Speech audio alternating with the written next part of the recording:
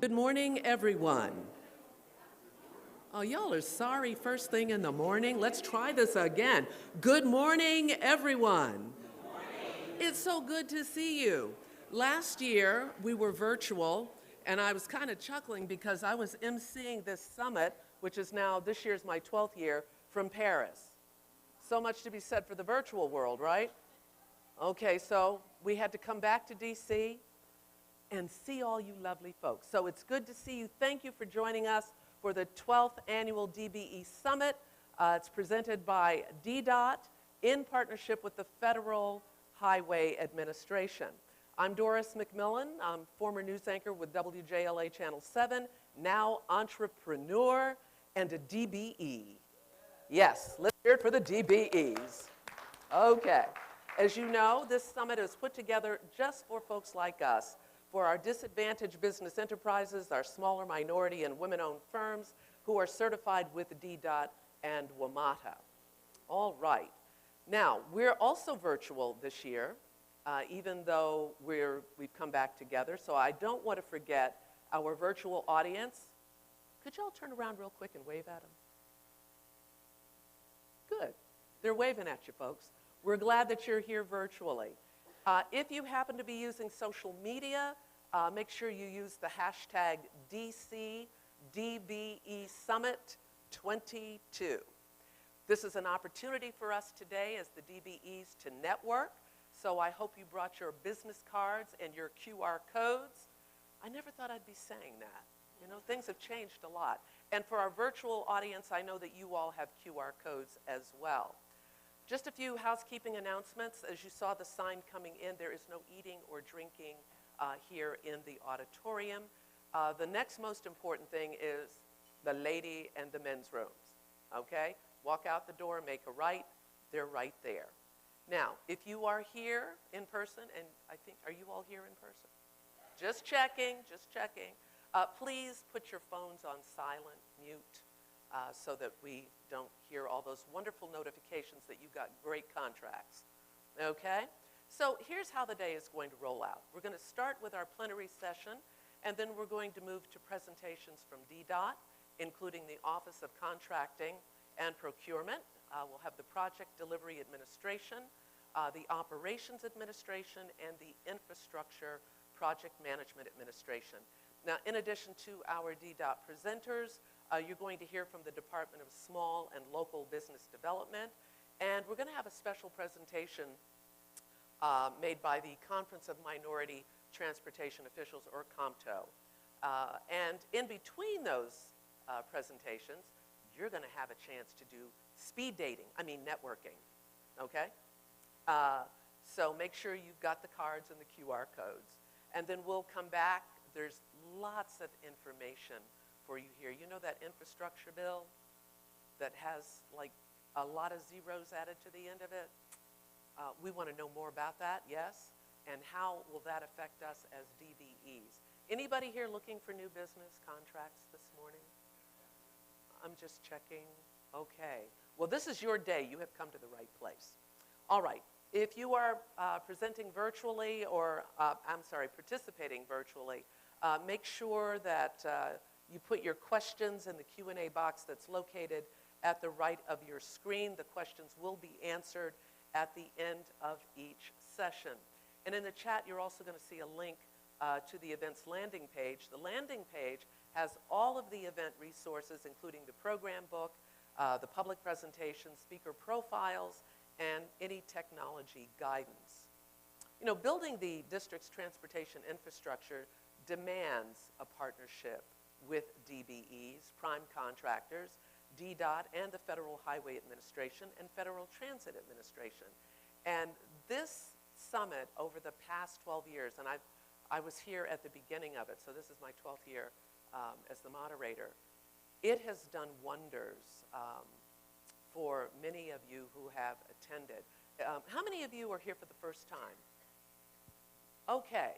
I want you to come here today with great expectations.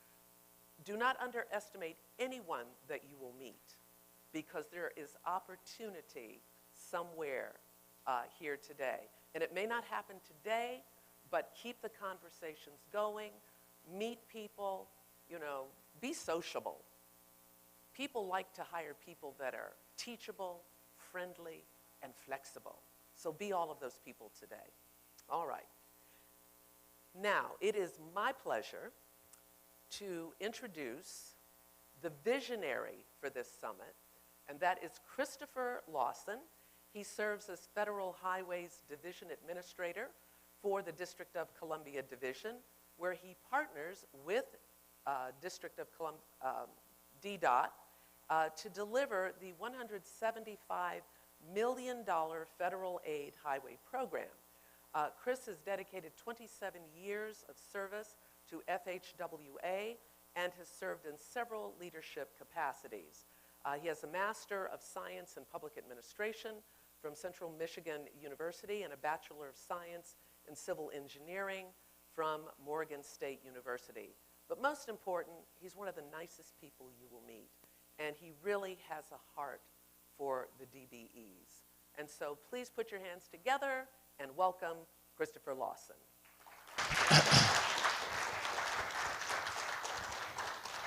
Thank you, Doris.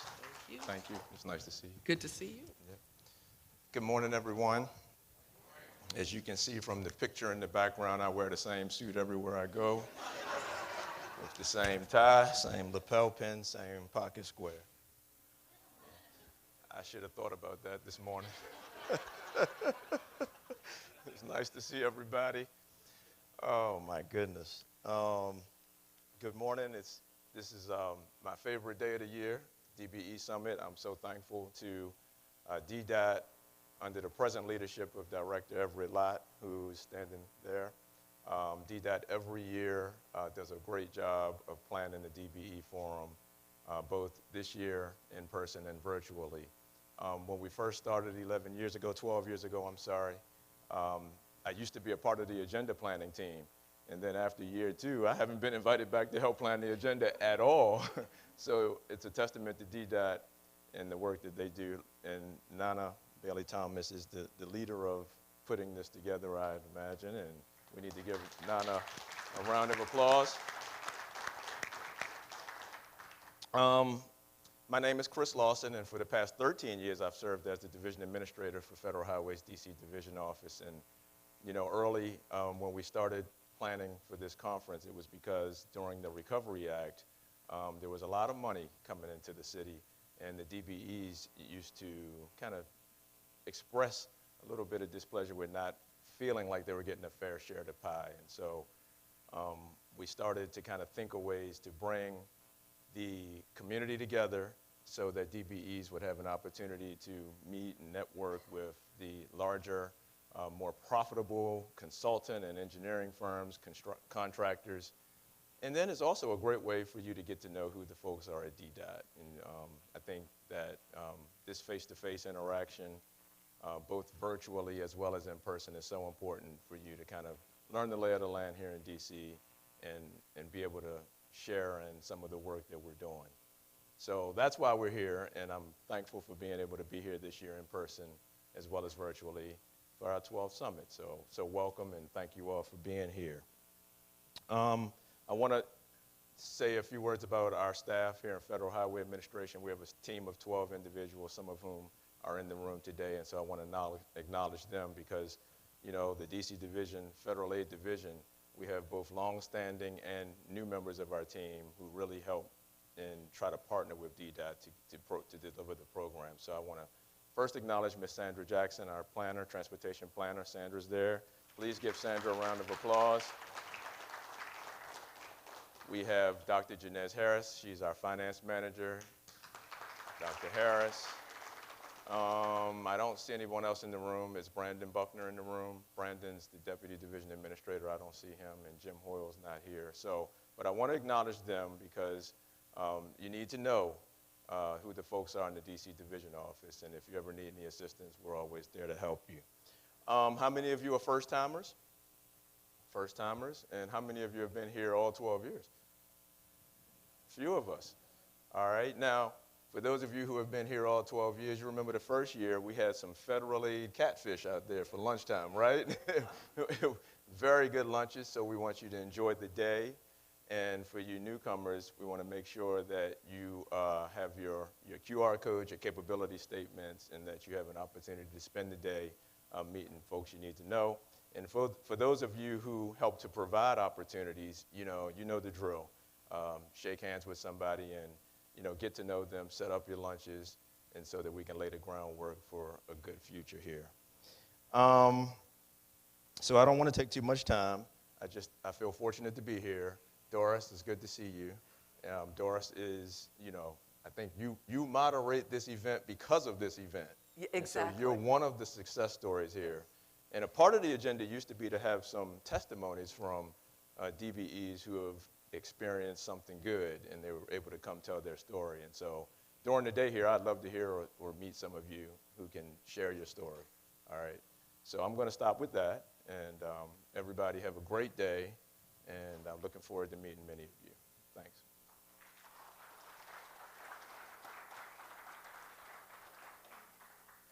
And why it's so important to be here, I'm sorry to take one more minute, is because for the past 3 years, we've been virtual.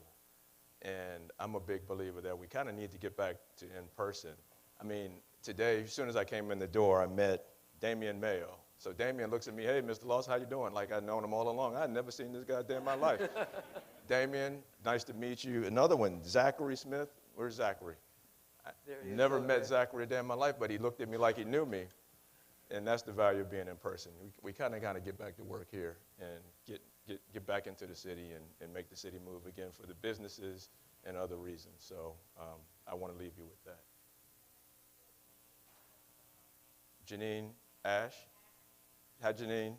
Janine is our civil rights specialist, and she is the knowledge broker for the DBE program. If you have any questions about the bipartisan infrastructure bill and what it means for the DBE community, Janine is very resourceful, and if she doesn't know the answer, she'll get you the answer. All of us will. So, but Janine is kind of the expert in our office on DBE issues. All right, Doris, I'm going to let you come back to the podium now. Thank you so much, everybody. It's good to see you. Thank you. Thank you. All right. All right. Thank you, too, Chris, for your commitment to us DBEs. Another very committed person to this event is Everett Lott. He is the director of the District Department of Transportation, DDOT. He brings more than 28 years of experience in administration, including human resources, budget and finance, grants, labor and employee relations, and facilities management. Prior to joining DDOT, he worked for the Federal Highway Administration as the senior advisor for shared services within the Office of Administration. He was appointed to the Senior Executive Service, or SES, in 2016 as the Associate Administrator for Administration for the Pipelines and Hazardous Materials Safety Administration, or PHMSA. Director Everett earned his BA and MA from Texas Tech University, and he completed additional graduate work at Harvard University. Please welcome Director Everett Lott.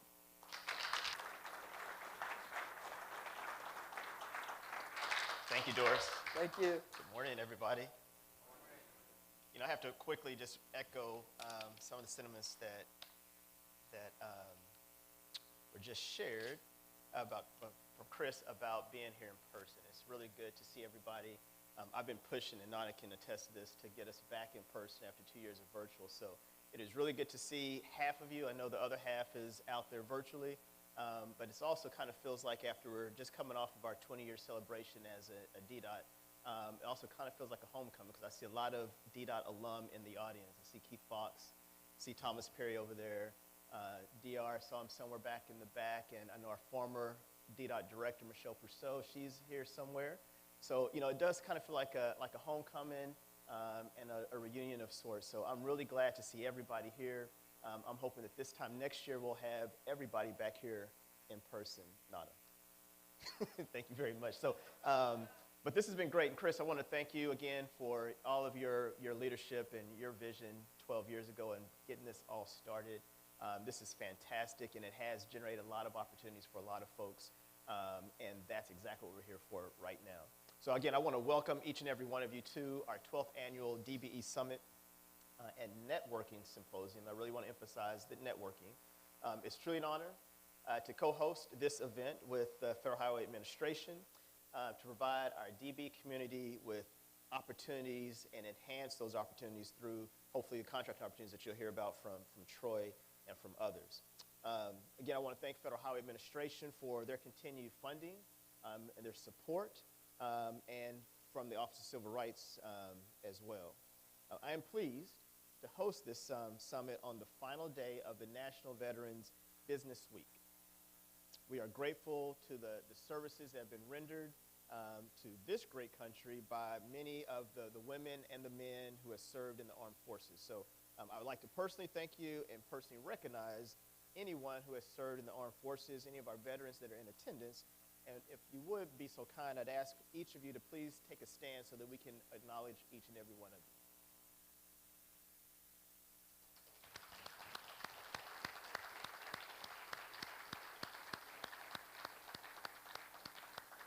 Thank you, thank you, thank you for your service.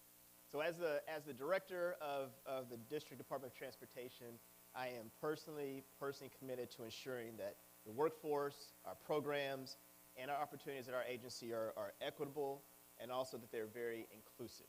So last month, I signed the Equity in Infrastructure Pledge, along with other state Department of Transportation leaders, CEOs, from 5 other jurisdictions: California, Illinois, Kansas, Louisiana, and Michigan. And the pledge and the goal is to increase the wealth of underserved communities through infrastructure projects and reduce the racial wealth gap by creating more opportunities for historically underutilized businesses. So today's DBE meetings will solidify that pledge.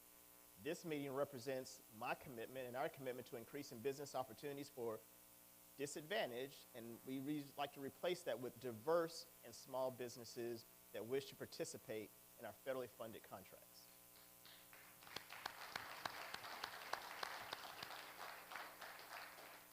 So for me, it is increasingly important to think of small women and minority-owned businesses as diverse, and they play a very, very critical, important role in the work that we do across Washington, D.C. every day and throughout this whole region, as a matter of fact. Their diversity is what makes our city prosperous. It makes it more inclusive, but that won't happen, and it doesn't happen by chance. It will happen because as a government and as individuals, we are intentional about what we do, how we invest our resources, and how we invest in small businesses who are making opportunities available to many, many folks here in Washington, D.C.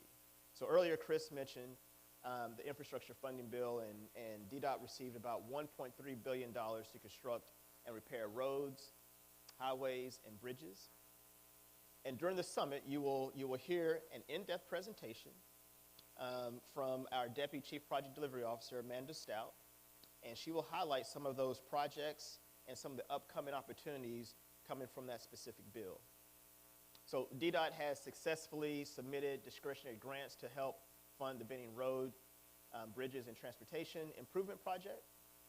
This was about a $15 million award that will help us reconstruct about a 2-mile segment between Oklahoma Avenue Northeast and Benning Road Metro Station. Additionally, we secured grant funding to assist with the construction of the South Capitol Street Trail. It's a bike trail, which is about 3.8 miles of walking and biking. We want to get people active and healthy and provide more opportunities to engage that way. So under the Bridge Investment Program, DDOT also prioritized several bridges such as our Theodore Roosevelt Memorial Bridge, our Southwest Freeway Bridge over South Capitol Street, and the New York Avenue and Anacostia River. So later in this program, you will also hear from DDOT's Chief Operations Officer, Howard Ways, and also from my Chief Engineer, who I think everybody knows, Dawit Mulnya, who will walk you through the forecast of projects and those opportunities that DDOT will include under the projects under our infrastructure bill. So I want to thank everyone who took the time to be here today, and I want to thank you for your commitment to the success of the DBE program. This could not be done and would not have been done without your support, without our federal partners' support, without our prime contractors and their support, our local businesses and those resources that come from them, and definitely from our own Equity Inclusion Office led by Ms. Donna Bailey-Thomas. So I'm pleased to announce and introduce our next speaker, who I'm very excited. She's a colleague of mine, and I think this is the first time that she's actually been a part of this, and I'm surprised that it's taken 12 years for us to get the Department of Small and Local Business to be a part of this, but I'm glad that we have gotten it done today. So I'm going to introduce Christy Whitfield, who is, as I said, the Director of the Department of Small and Local Business Development, which promotes economic development in DC's commercial corridors. It's better known as DSLBD, and they support the growth and the retention of the district's based businesses. Christy has expansive experience in various sectors, including as the director of the Women's Institute of Housing and Economic Development. And additionally, she was also a small business owner herself as the very nationally renowned Curbside Cupcake Cafe. So we are proud to partner with DSLBD and build in this opportunity for, again, our small women and minority-owned businesses. So I want you to please help me welcome Christy Whitfield to the stage. Thank you, Christy. Absolutely.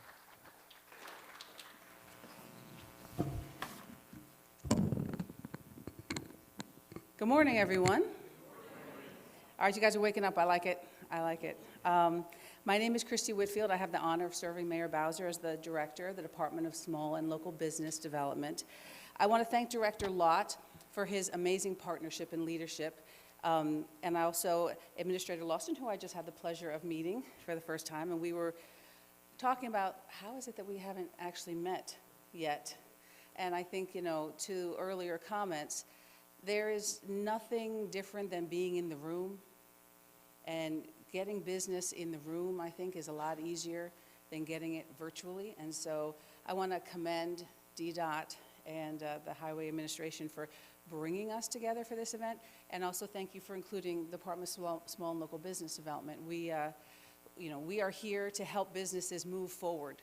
No matter where you are, we want to meet you where you are and help you move to that next step. Contracting is a big deal in this city, and our local businesses bring the energy and the vitality that help make these projects sing.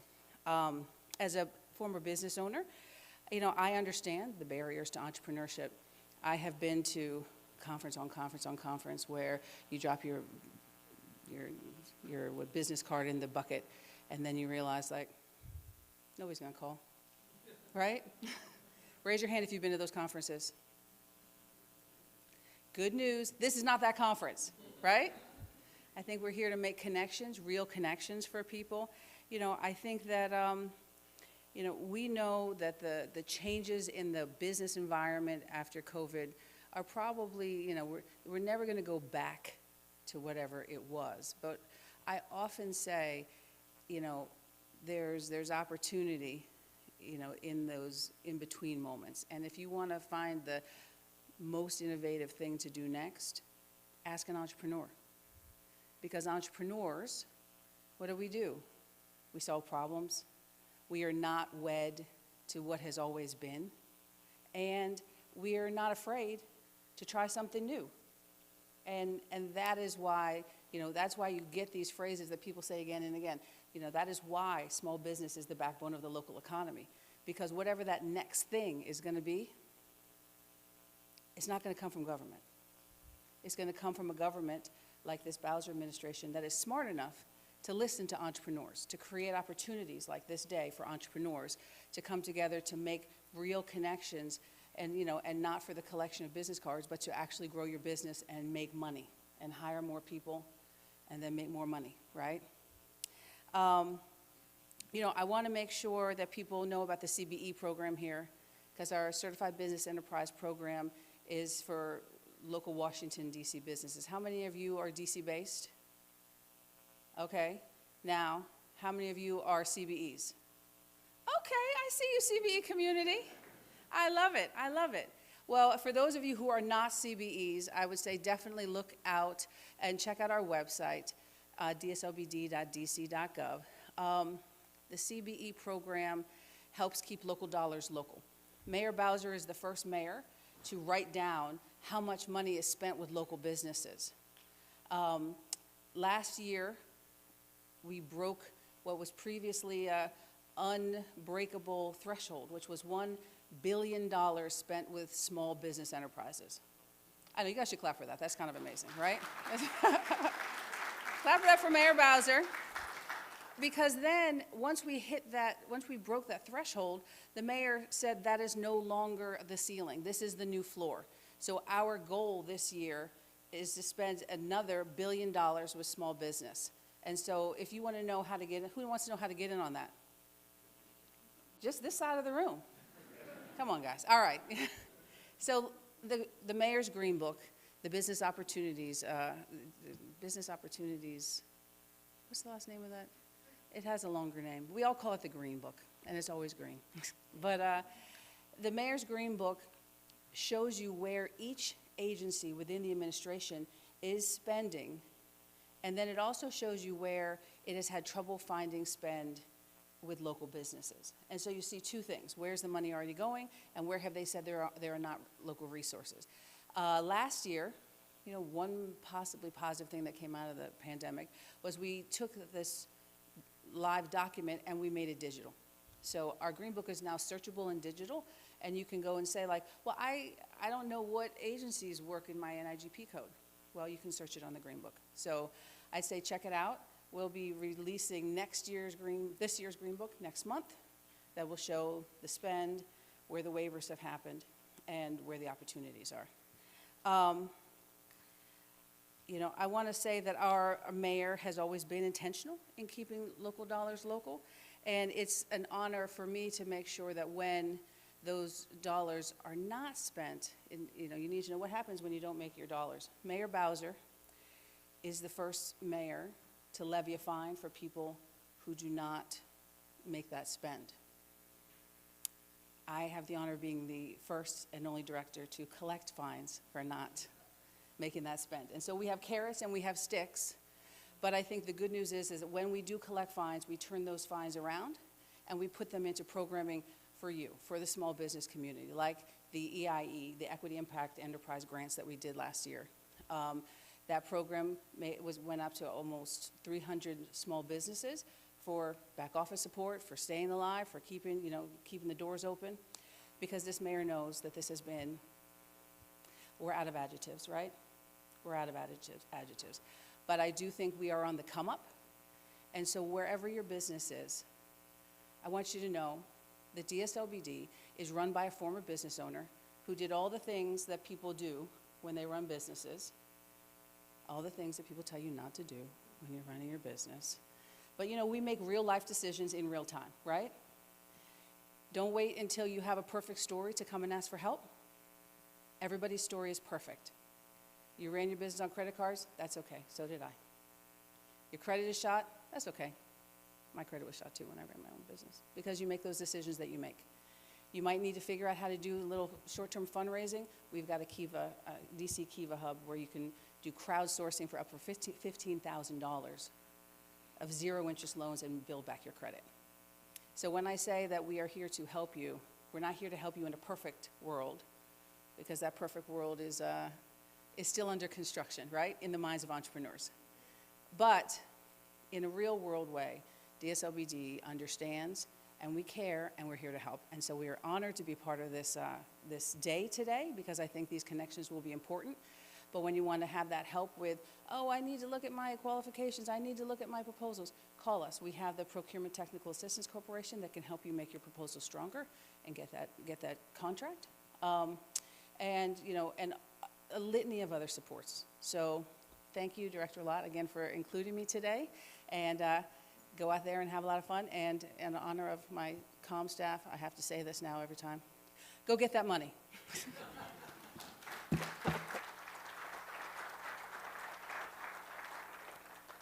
Ooh, Director Whitfield, thank you so much for those words of encouragement. And we will go get the money today, yes? All right, I see a bunch of go-getters here.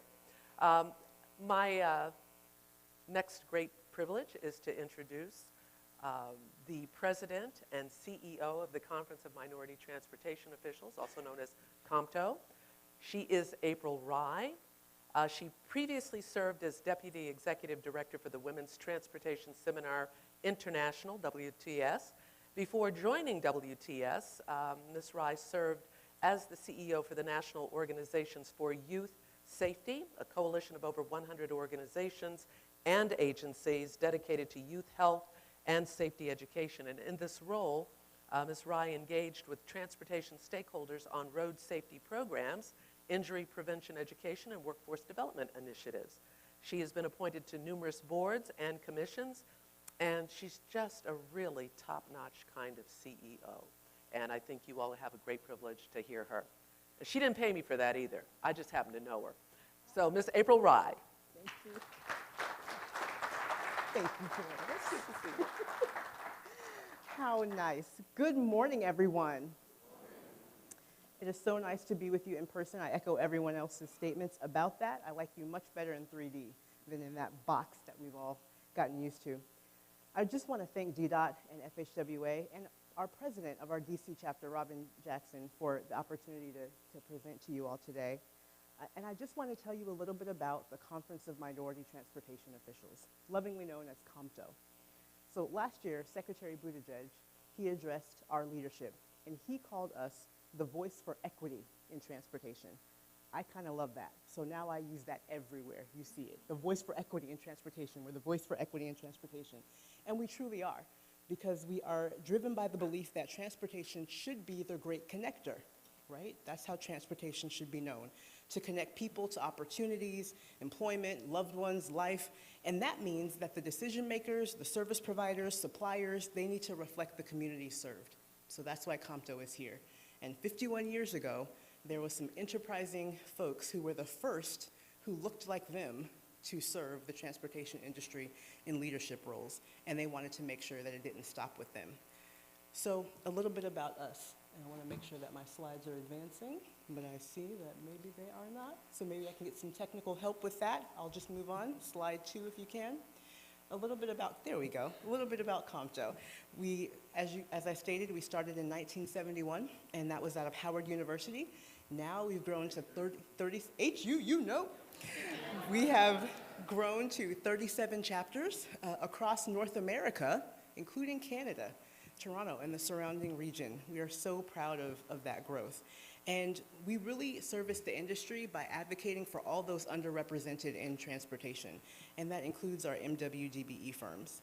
So we want to make sure that anyone underrepresented, when you see that word minority in Conference of Minority Transportation Officials, it means all underrepresented group, ethnicities, ability, age, orientation, and diversity in lived experience. Our mission is to ensure opportunities and maximum participation in transportation for those groups, and really make sure that transportation is safe and equitable and accessible for everyone. Our membership is made up of over 3,000 agencies and MWDBE firms and professionals in transportation, and we really are multimodal. We've got a special membership category for what we call hub businesses, or historically underutilized businesses. And really it is to promote the work that you do and make direct connections with those who have large contracting opportunities to ensure that you get your piece of the pie. So why join COMTO as an MWDBE? Just wanted to quickly highlight some of the benefits that we offer for MWDBEs. Our hub members have the chance to showcase their capabilities, share in advocacy efforts for equitable contracting opportunities, and enjoy some elevated national marketing opportunities and development. And we really work from the top down. We support agencies intentionally by engaging them to make strategic connections with our MWDBE members and engage community stakeholders on large-scale projects to ensure that they really are prioritizing having an inclusive culture. Some of the tangibles, some of those tangible benefits are 2 company representatives as members, a standing seat on our national committee for hub advocacy, as well as marketing opportunities during our national meeting and training conference, which is a really unique gathering of all the decision makers in transportation who also care much about equity. In addition, we've got a couple of special events that happen throughout the year, including a virtual career fair, and also a brand new hub-subsidized internship program where we connect young ones who want to enter the transportation industry with hub firms so that they can work with you in a 10-week internship program. We pay them to work with you over the summer so they can be front and center with an entrepreneur and be inspired and hopefully stay in transportation. CompTO also enjoys engagement with our US DOT on exploring workforce development and readiness programs, and also support of our MWDBE firms. As you all know, there was this proposed rulemaking and a request for response, so we gathered intel from all our MWDBE firms on the issues that we see with that proposed rulemaking, and was able to issue a really comprehensive response to the US DOT regarding that. And at our national meeting and training conference this past year, we were able to gather under this theme of how do you navigate the future beyond the disruption that we just encountered with this pandemic. And we had leadership from the US DOT and agencies answer questions directly from our MWDBE members on programming, supporting, funding, the tough questions as well. So we do a lot to support our MWDBEs, and we really want to make sure that we continue to hear you and provide relevant content to support all of your efforts. And then I know you all heard about this from Director Locke, but the Equity and Infrastructure Project, I have a little QR code here on the next slide about this program that was started by Phil Washington, who's the CEO of the Denver International Airport. The whole goal of that program is to increase the number of MWDBEs as prime contractors. Let's get an applause for that.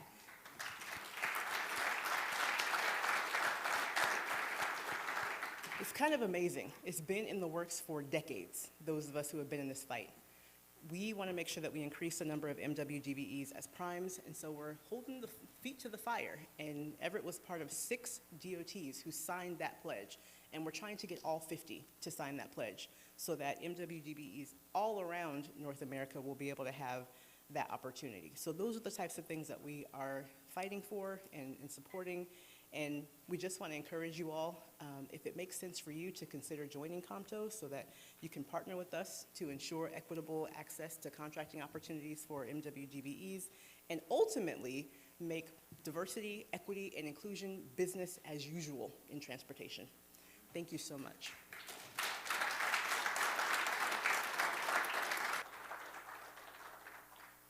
Thank you so much, April. And now I'd like to introduce to you a major advocate for equity and inclusion. Nana Bailey-Thomas is the District Department of Transportation's Chief Transportation Equity and Inclusion Officer. From 2011 to 2020, Ms. Bailey-Thomas served as an Assistant General Counsel and DDOT's Labor Liaison.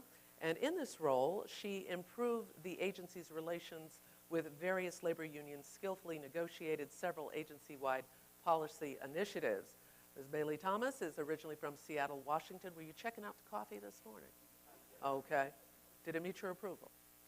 You know, when you're from Seattle where they make coffee. She just doesn't drink it. I think she was doing tea. At any rate, she obtained her Bachelor of Arts degree from the University of Washington and her Juris Doctorate from the Thomas M. Cooley Law School in Lansing, Michigan. Please welcome Nana Bailey-Thomas.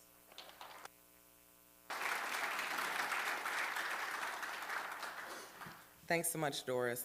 And Chris, I didn't realize we had a Michigan connection there.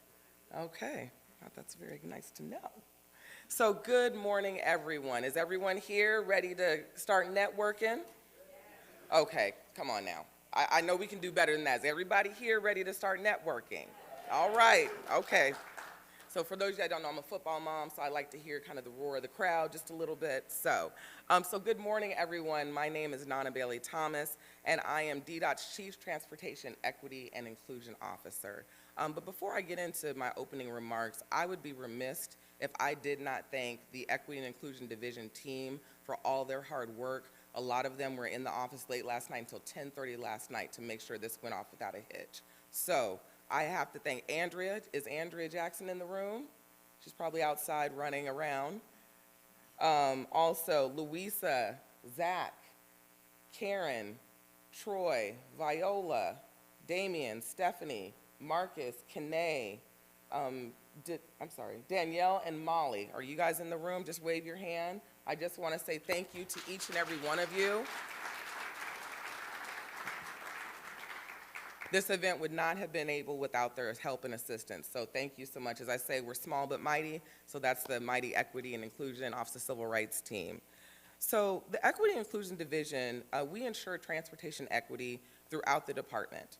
I'd like to thank Chris Lawson and Director Lott for your vision and your support. This would not have been possible without you. And also just for your unwavering commitment to diversity and equity and inclusion. It's my pleasure to welcome each and every one of you to the 12th annual DBE Summit and Networking event, 12 years. Okay, 3 of those years, we weren't here, we were virtual.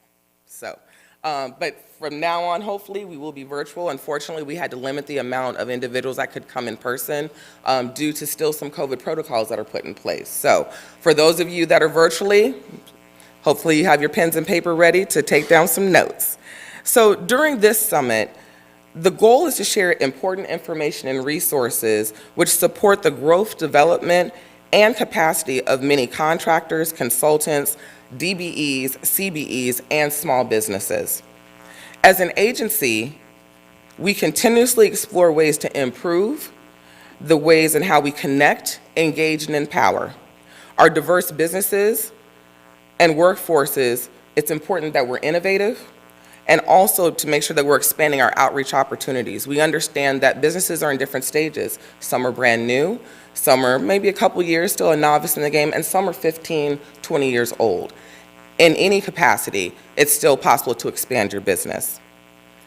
During today's summit, our presenters will be sharing important information with you on our forecast of upcoming business opportunities, as well as infrastructure funding that will help you to learn what it takes to participate in the various projects, connect your business with other potential partners. And when we talk about connecting with other potential partners, we're talking about other small businesses.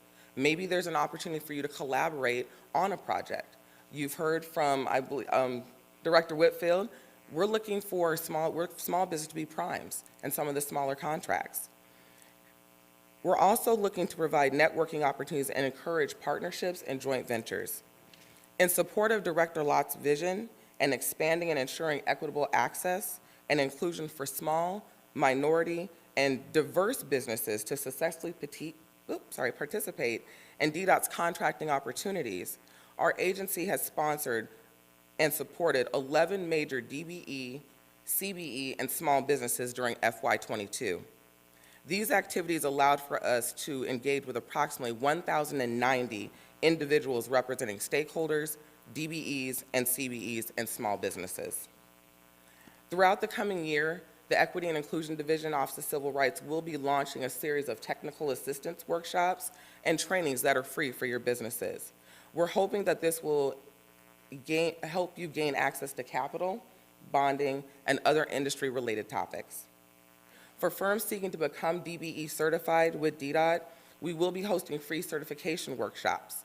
Some of those will be virtual, some of those will be in person. But we want to make sure that you understand how to navigate our online certification system. Firms will learn about certification requirements, how to apply, upload, and ensure that all the required documents are in place. Our goal is to provide programs and services focused on ensuring that our diverse and small businesses are aware, involved, and included in DDOT's business opportunities. We want to ensure that our contractors, consultants, DBEs, and diverse businesses are prepared, qualified, and have access to the information they need to sustain, grow, and expand. With that said, I want to thank everyone who took their time to join us in person and virtually, and I want to thank you for being committed to the success of DDOT's DBE program. Thank you for joining us. The mic over to Doris. Thank you.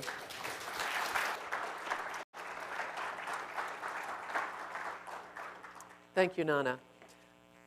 At this time, we're going to talk about the DDOT Infrastructure Investment and Job Act's update and project delivery. And to do that, I'd like to introduce to you Amanda Stout, who is the Deputy Chief Project Delivery Officer. Ms. Stout is DDOT's Deputy Chief Officer for Project Delivery, and she provides executive leadership and coordination, working across the agency to deliver the mayor's priority capital infrastructure projects.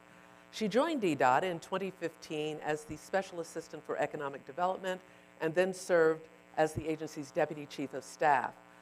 Ms. Stout holds a bachelor's degree from Williams College, a master's degree in city planning from MIT, and a certification from the American Institute of Certified Planners. Please welcome Amanda Stout.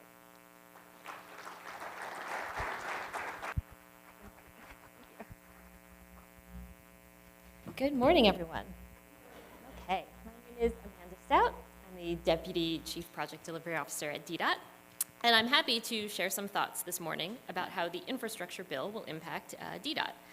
And I'll note that the name of this bill is the Infrastructure Investment and Jobs Act. Some folks call it the IIJA, some call it the infrastructure bill, the bipartisan infrastructure bill. All of those, I'm going to refer to them interchangeably, but I think you all know what I'm referring to. All of us at DDOT are excited about these additional resources and the focus on bringing our assets to a state of good repair, on sustainability, and on safety. We also appreciate that many of the programs are geared towards localities and that the administration solicited feedback directly from mayors across the country to help shape it. Okay.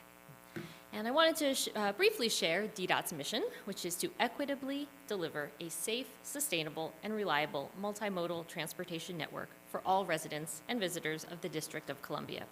These new resources will enable us to do just that.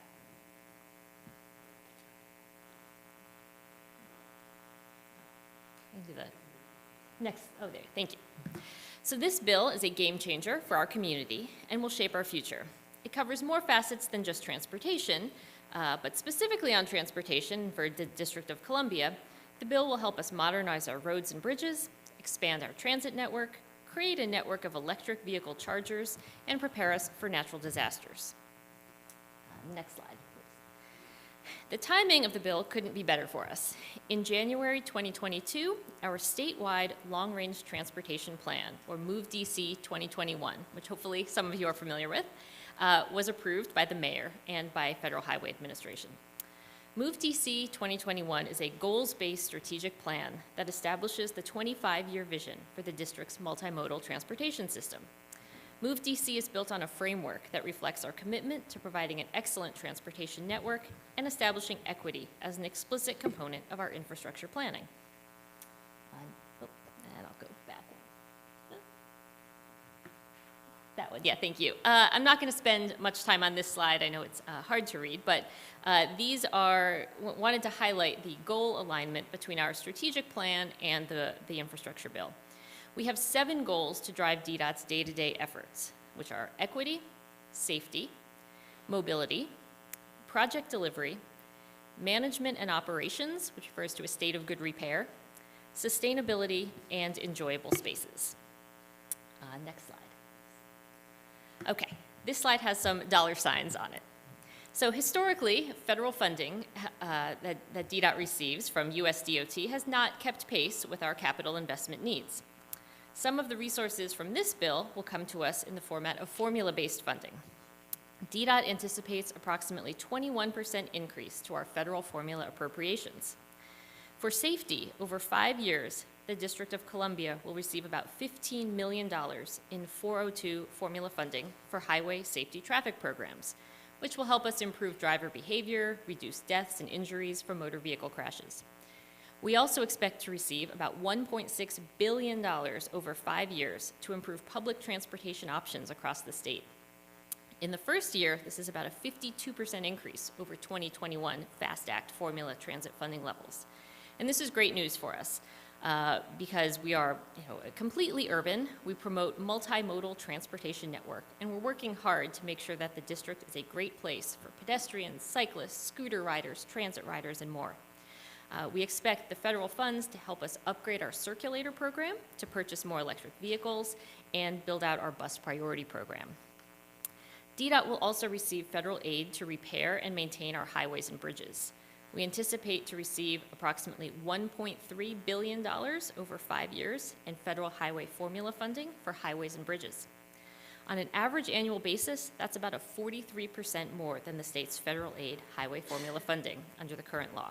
And many of our bridges will benefit, including the Theodore Roosevelt Memorial Bridge. So this is all very exciting. Next slide. More about bridges. The Bridge Formula Program, we expect to receive about $225 million over 5 years. DDOT is responsible for 237 bridges. They're routinely investigated and analyzed to understand their condition. Off-system bridges are bridges that are not on our national highway system. And as many of you know, today's fair condition bridges are tomorrow's poor condition bridges. And so this program is a great opportunity and benefit to help the district address its bridge needs and meet our federal target to maintain our national highway system in good condition. Next slide. I'm going to just talk about 3 specific programs that are providing some federal funding to help transportation systems become more sustainable and resilient. The first is the Carbon Reduction Program, which is included in the district's formula funding through Federal Highway. We anticipate receiving $26 million over 5 years. These can be used in a number of ways to reduce carbon emissions. We're planning to direct some of those funds to support our transit-first approach, improving sustainability, implementing EV charging infrastructure, and supporting our circulator fleet, including the new Ward 7 route, which we're very excited about. Next slide. This next new program, the PROTECT program, this acronym is Promoting Resilient Operations for Transformative, Efficient, and Cost-Saving Transportation. And this is designed to support improved resilience and including green infrastructure, permeable paving, and bioretention facilities. We estimate receiving about $28 million over 5 years, and we're continuing to receive guidance on this program and how we might implement it, both in terms of formula funding and competitive grants for additional resources. Next slide. The third new program, the Electric Vehicle Charging Infrastructure Program. This will help DDOT reduce greenhouse gas emissions from the transportation sector. It offers the opportunity to encourage broad use of electric vehicles, which contribute to US DOT and the Department of Energy's vision about electric vehicles. The vision of the National Electric Vehicle Infrastructure, or NEVI, deployment plan is to build a robust, reliable, and interconnected charging network across all 8 district wards to promote EV adoption using an equitable process and community engagement. The district estimates receiving $17 million over 5 years as part of the General Formula Fund program to support this expansion. Our staff have begun a collaborative effort with the staff of our district Department of Energy and Environment regarding partnerships, funding, and finalizing the state EV infrastructure deployment plan, which was certified by Federal Highway just this September. Next slide. And yes, as part of that deployment plan, we have 2 corridor-ready alternative fuel corridors and 3 corridors that are pending. And all of the information on that plan is on our website at nevi.dot.dc.gov. Includes that entire plan and more information on the electric vehicle program. Next slide. And many of you are probably very familiar with the US DOT competitive discretionary grant opportunities. We have guidance on some of these. Guidance continues to come out on others, and we're trying to make sure that we're best aligned and positioned to compete for these programs. DDOT is actively submitting applications for several programs, and we think we have many projects that are very competitive nationally for these opportunities. Projects focused on safety, equity, and resilience.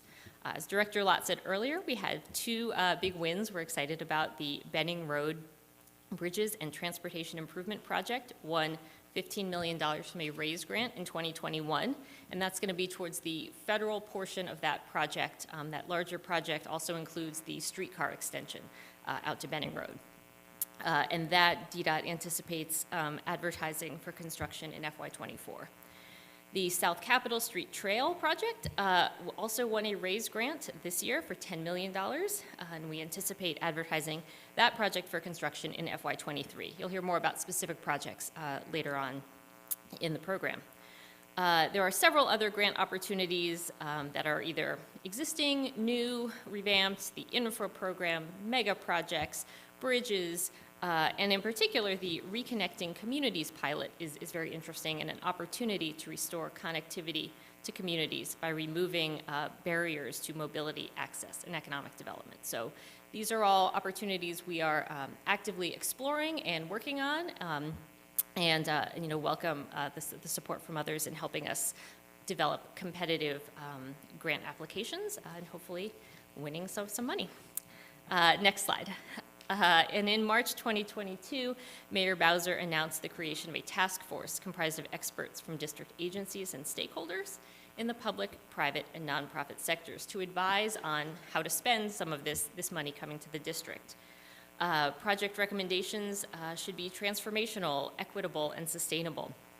Director Lott serves on the infrastructure subcommittee, and I believe a report is going to be released fairly soon with some of the recommendations from this task force that will help guide DDOT and other agencies in how we think about the formula funds, the discretionary grants, and all of the many pieces that affect transportation and the other aspects of the infrastructure bill.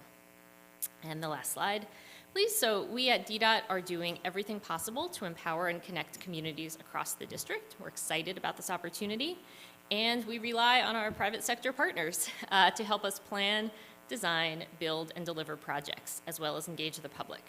We look forward to continuing the collaboration with all of you private sector partners, along with our federal and regional partners and local community to make the District of Columbia a great place to live, work, and play. I believe we have time for a few questions, and I may ask some of my colleagues in the room to assist, but thank you very much. Thank you. We're getting ready to move to Q&A, and so stay tuned. I'm going to bring three of our presenters up now, Troy Francis, Kyle Cox, and Mohammed Siddiqui. Let me introduce them to you. Troy Francis is the Chief Contracting Officer with the Office of Contracting and Procurement, OCP, serving DDOT. He is a Senior Acquisition Leader with 15 years of success in planning, executing, and managing a combined portfolio greater than $5 billion in procurements for DDOT, U.S. Department of Health and Human Services, and U.S. Department of Defense. Troy has a Bachelor of Arts in Economics from the University of North Carolina at Chapel Hill, an MBA from the University of Maryland. He is also FACC Level 3 certified. Kyle Cox is a contract specialist, contractor who has a broad range of experience with the federal government and with the District of Columbia, spanning 15 years in total. The most exciting of those years were spent operating in the international environments, including Europe, North Africa, and Japan. He also has a bachelor's and master's degree in business administration. He is also a DWIA, I guess I can say that right, and FACC Level 2 certified. And then finally, Mohammed Siddiqui is a dedicated and committed contract specialist with extensive experience in the field of capital contracts, cooperative agreements, architect and engineering, grants, audits, and compliance. He has a bachelor's and master's degree in business administration. He is also a CPPB, VCCO, VCO. You get all those? Okay. And a member of the National Institute of Government Purchasing in IGP. It's my pleasure to introduce to you Troy Francis, Kyle Cox, and Mohammed Siddiqui. Thank you.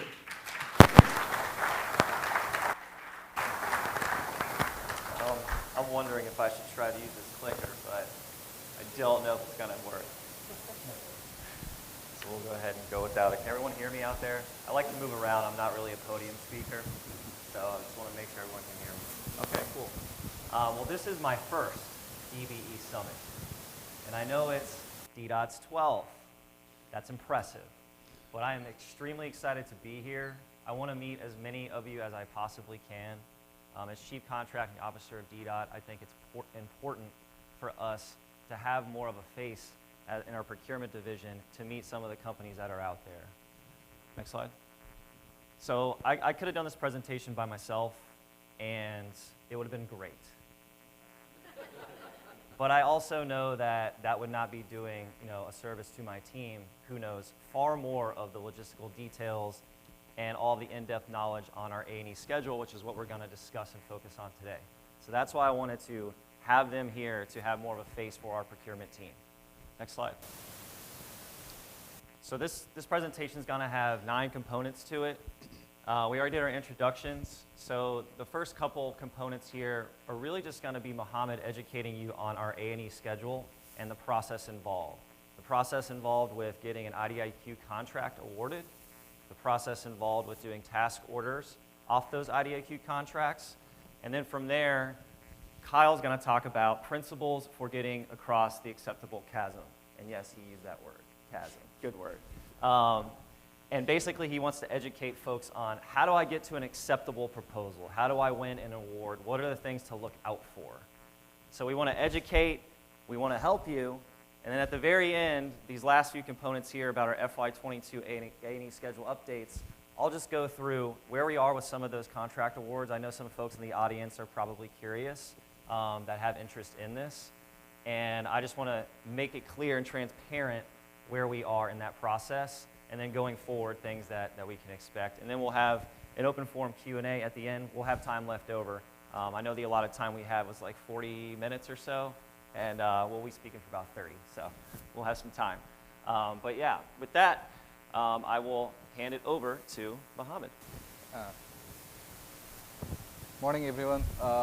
The A&E IDIQ process starts when we publish an RFQ. Before publishing an RFQ, the contractor specialists gather with the program team. They select the technical panel with the technical chair, and then they publish the RFQ for 21 days. The minimum 21 days. It can go up to a 30-day, but minimum is 21 days. Once the RFQ is published, we receive responses from the vendors. The RFQ is published for total randomized 3 vendors. It can be 3, it can be 5. It depends upon the complexity of the RFQ itself. We receive the responses from the vendors. After the receipt of the responses, the contractor specialist reviews the responses and then put that responses into a system, DDOT system called Fit Select. The contractor specialist then schedule the consensus meeting with the tech panel. The consensus meeting is done by the tech panel, but and the contractor specialist is also in there to have some in-depth information about the scope of work as well as the RFQ that requires specialized information. Once the consensus meeting is done, the tech chair provides a source selection memo to the contracting officer for review and approval. The contracting officer reviews the source selection memo, reviews the individual rating, and approves the most qualified vendor for that RFQ. After the approval of the contracting officer, the contract specialist sends a rough top to the most qualified vendor requesting a cost proposal as well as all the compliance required for that RFQ. The compliance mostly are the clean hand certificate, and there are DBE. If it is a federal fund, we require DBE goal. If it is a local fund, we require CBE/SB requirements. So all those compliance documents as well as the cost proposals are supposed to be provided to OCP within a certain amount of time. When the rough top is sent, we provide that days that the contracting officer, the vendor should provide those documents to the contracting officer. Once we receive the cost proposal and the compliance document, the contractor specialist and the CO reviews that, and then we send it to the program team, to the tech panel, and then once the tech panel reviews it, we start the negotiation process with the vendor. And after several rounds of negotiation, once we determine the best value for that contract, the CEO approves the best value and determines and approves the best value and award the task order. Next slide, please. The process for IDIQ is the same as the process for A&E task order. It's only like in IDIQ, we are sending a request for proposal instead of request for qualification. We send a request for proposal to most highly qualified firms. In IDIQ, the RFP is sent full and open. So any firm that is qualified, they can send a response to that RFP. Once we receive the responses, we again we review the responses. We send it. We put it into Fit Select. We do the consensus meeting. After the consensus meeting, the source selection memo is sent to the contracting officer.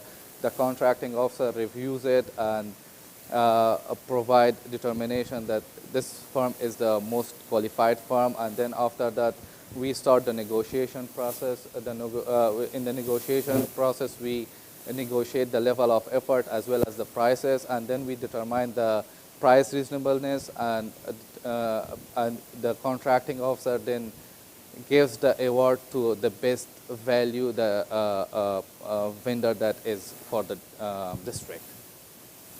Next slide, please. Next slide, please.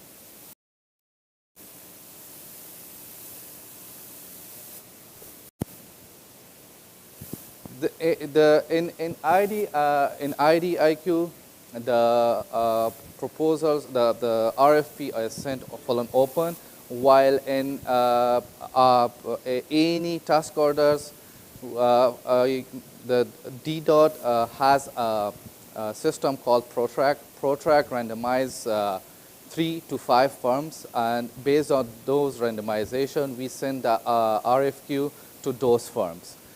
This randomization is totally done by the system itself, and once the randomization is done, then we send the RFQ to the vendors that is randomized. The contracting officer can award the RFQs based on set-aside. If it is local, the set-aside is done based on CBE and SBE. And if it is federal fund, the set-asides are done based on DBE goal. Next slide, please. Again, it's the district selects the firms based on randomization, and the randomization is done through ProTrack. Mostly, we consider three firms for randomization, but if it is a complex RFQ, we select 5 firms, and based on that randomization, we submit the RFQ to these firms, and they can provide us back with their responses. A firm that is randomized one, and we have given them an opportunity, can get a second-time opportunity once all the firms in that category is randomized. For example, if company A is randomized once, and they have got an opportunity to submit a response, they will get the second chance once all the firms, like if we have 10 firms, all those 10 firms are randomized in that category, and then in the next time they will get that opportunity for the randomization to provide their responses. And when we send the RFQ to firms, firms can opt out of a given task order, provided that they send us an email within 3 business days. For example, when we are sending an RFQ to 3 firms, out of those 3 firms, one says that because they are busy or they don't have that manpower to do the project at that time, they can send us an email within 3 business days that they are opting out of that RFQ, and then we will randomize another firm, and we will send that RFQ to another firm. For the next slide, please. Okay, this slide will be presented by my colleague. Okay. realize that when I hear myself, I don't know about you, but I realize there's a little more Southern twang in my voice than what I had hoped. So it's always a little shocking at first when I hear myself. So this is my probably second or third DBE summit that I've been to. Every time that I've been here, we've presented some type of content related to crossing the acceptable chasm, or maybe good to great. And really the idea here is to help you as small businesses come to the realization that there's certain things that you have to think about when you're preparing your qualifications. And so these are going to be at a very high level and very specific to AE, but I would encourage you to think about it, even if you're not in AE, to think about them in a broader context of preparing proposals in general. So principles for crossing the acceptable chasm. Well, what is acceptable? Acceptable is the requirement we define. So whether that's the requirement in section C, that is the actual requirements document, the scope of work, or it's the key personnel qualifications. If we've stated key personnel qualifications, those are also part of the requirement. So things that you're going to want to consider in order to get above that acceptable. Acceptable is you gave us exactly what we asked for. So if we asked for a person that has a few years of this type of experience and a degree, and you gave us exactly that, but by definition in the solicitation, that is going to be an acceptable. There's a lot of opportunities to capture value in excess of acceptable, and so those are the bullet points we're going to go over today. First of all, demonstrate with sufficient evidence that proposed qualifications exceed some of the requirements, if not all of the requirements, if you can, as defined in the scope according to the rating definitions. And again, this is a very subjective thing, especially with design efforts where there's a lot of complex elements within the design. But the goal should be to generally match those qualifications where they best describe your qualifications to perform. Because under AE, the qualifications-based selection process, or QBS as we call it, that is the goal. Any given project offer should strive to exceed the minimum set of actual qualifications stated to complete the project. And there must be a clear benefit to the district.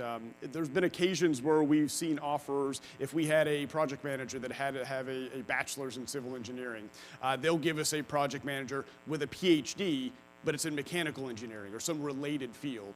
So make sure, and maybe that has some relevancy to that requirement, maybe it doesn't. Maybe we really did want a civil engineering degree.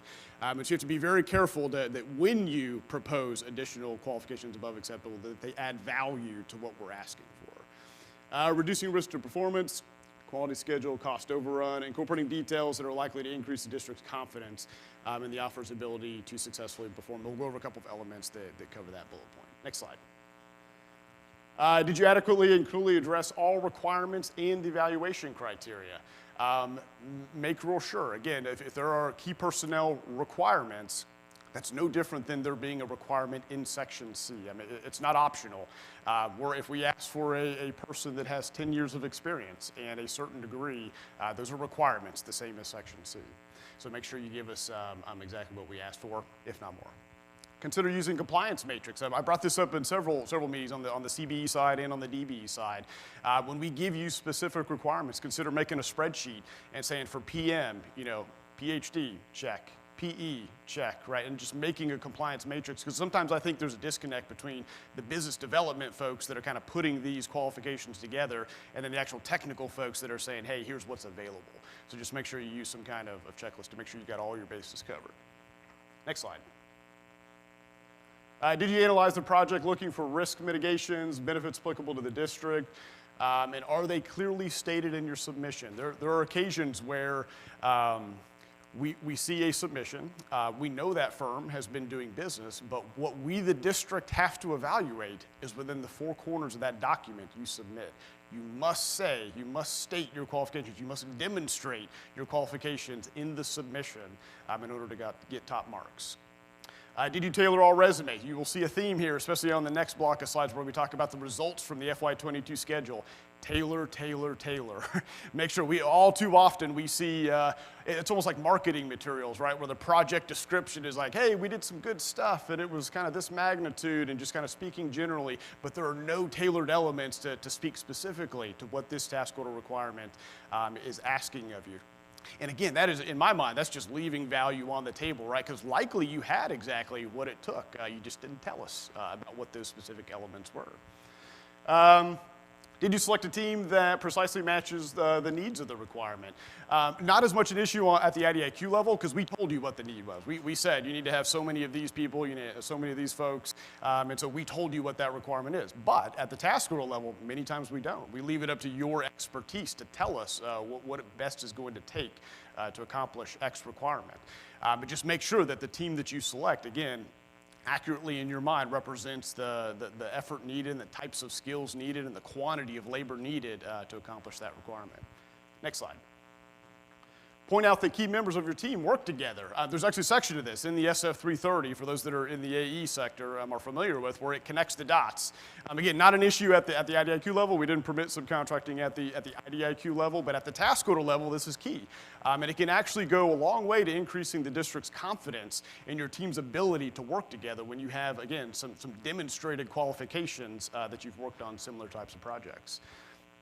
Proofread your submission, not an evaluation criteria, but it does make the qualifications easier to get through, and it does make sure that the points you were trying to make are going to be interpreted accurately. So just make sure you proofread it, make sure it's logically, presented, no different than any other type of document that you probably prepare internally. Next slide. If there's a page limit, this does not mean you have to use all of the pages. It also means that you should not exceed those pages. Okay, so there's two angles to that, right? So with the IDIQs, right, I think we had around about a 40 page limit. You don't need to use all 40. We had some come in at 35 pages. That's fine. If that's all it takes to accurately demonstrate your qualifications to perform, brevity is appreciated because we had lots of pages. I think it was 8,000 pages to review across that. I think it was 290 sets of qualifications to review for the FY22 schedule. So much appreciated. But on the other hand, don't go to 45 pages. If you do, we will figure out a way to keep the apples to apples. We will likely cut you off at 40 pages. And so whatever was in the 41st through the 5th page is now lost. And so I can guarantee you that's going to hurt your qualifications because I'm sure those were important content that you wanted to present. So figure out a way to make it more concise and to keep it within the page limitation. Use a font that's easy to read. Again, not an evaluated thing, but sometimes we actually do more on the RFP side. We'll say you got to use at least a 10-point font because occasionally we'll get a proposal that has a 4-point font because it also had a page limitation.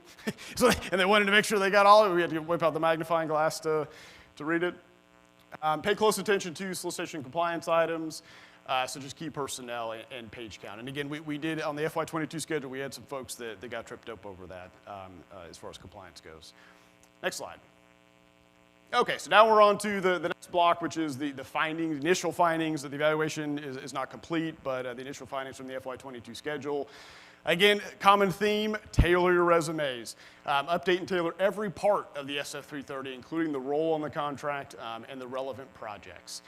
Avoid using your in-house. So if your personnel system says, hey, this person is an engineer 3, right, but we've asked for a civil engineer, I would recommend that in the role on the contract that's in the SF330, I recommend putting civil engineer, even if your personnel system says that these, because we don't know what that means. I'm sure internally you have a definition that, hey, an engineer 3 has 10 years of experience and a bachelor's degree and so on, but we don't know that.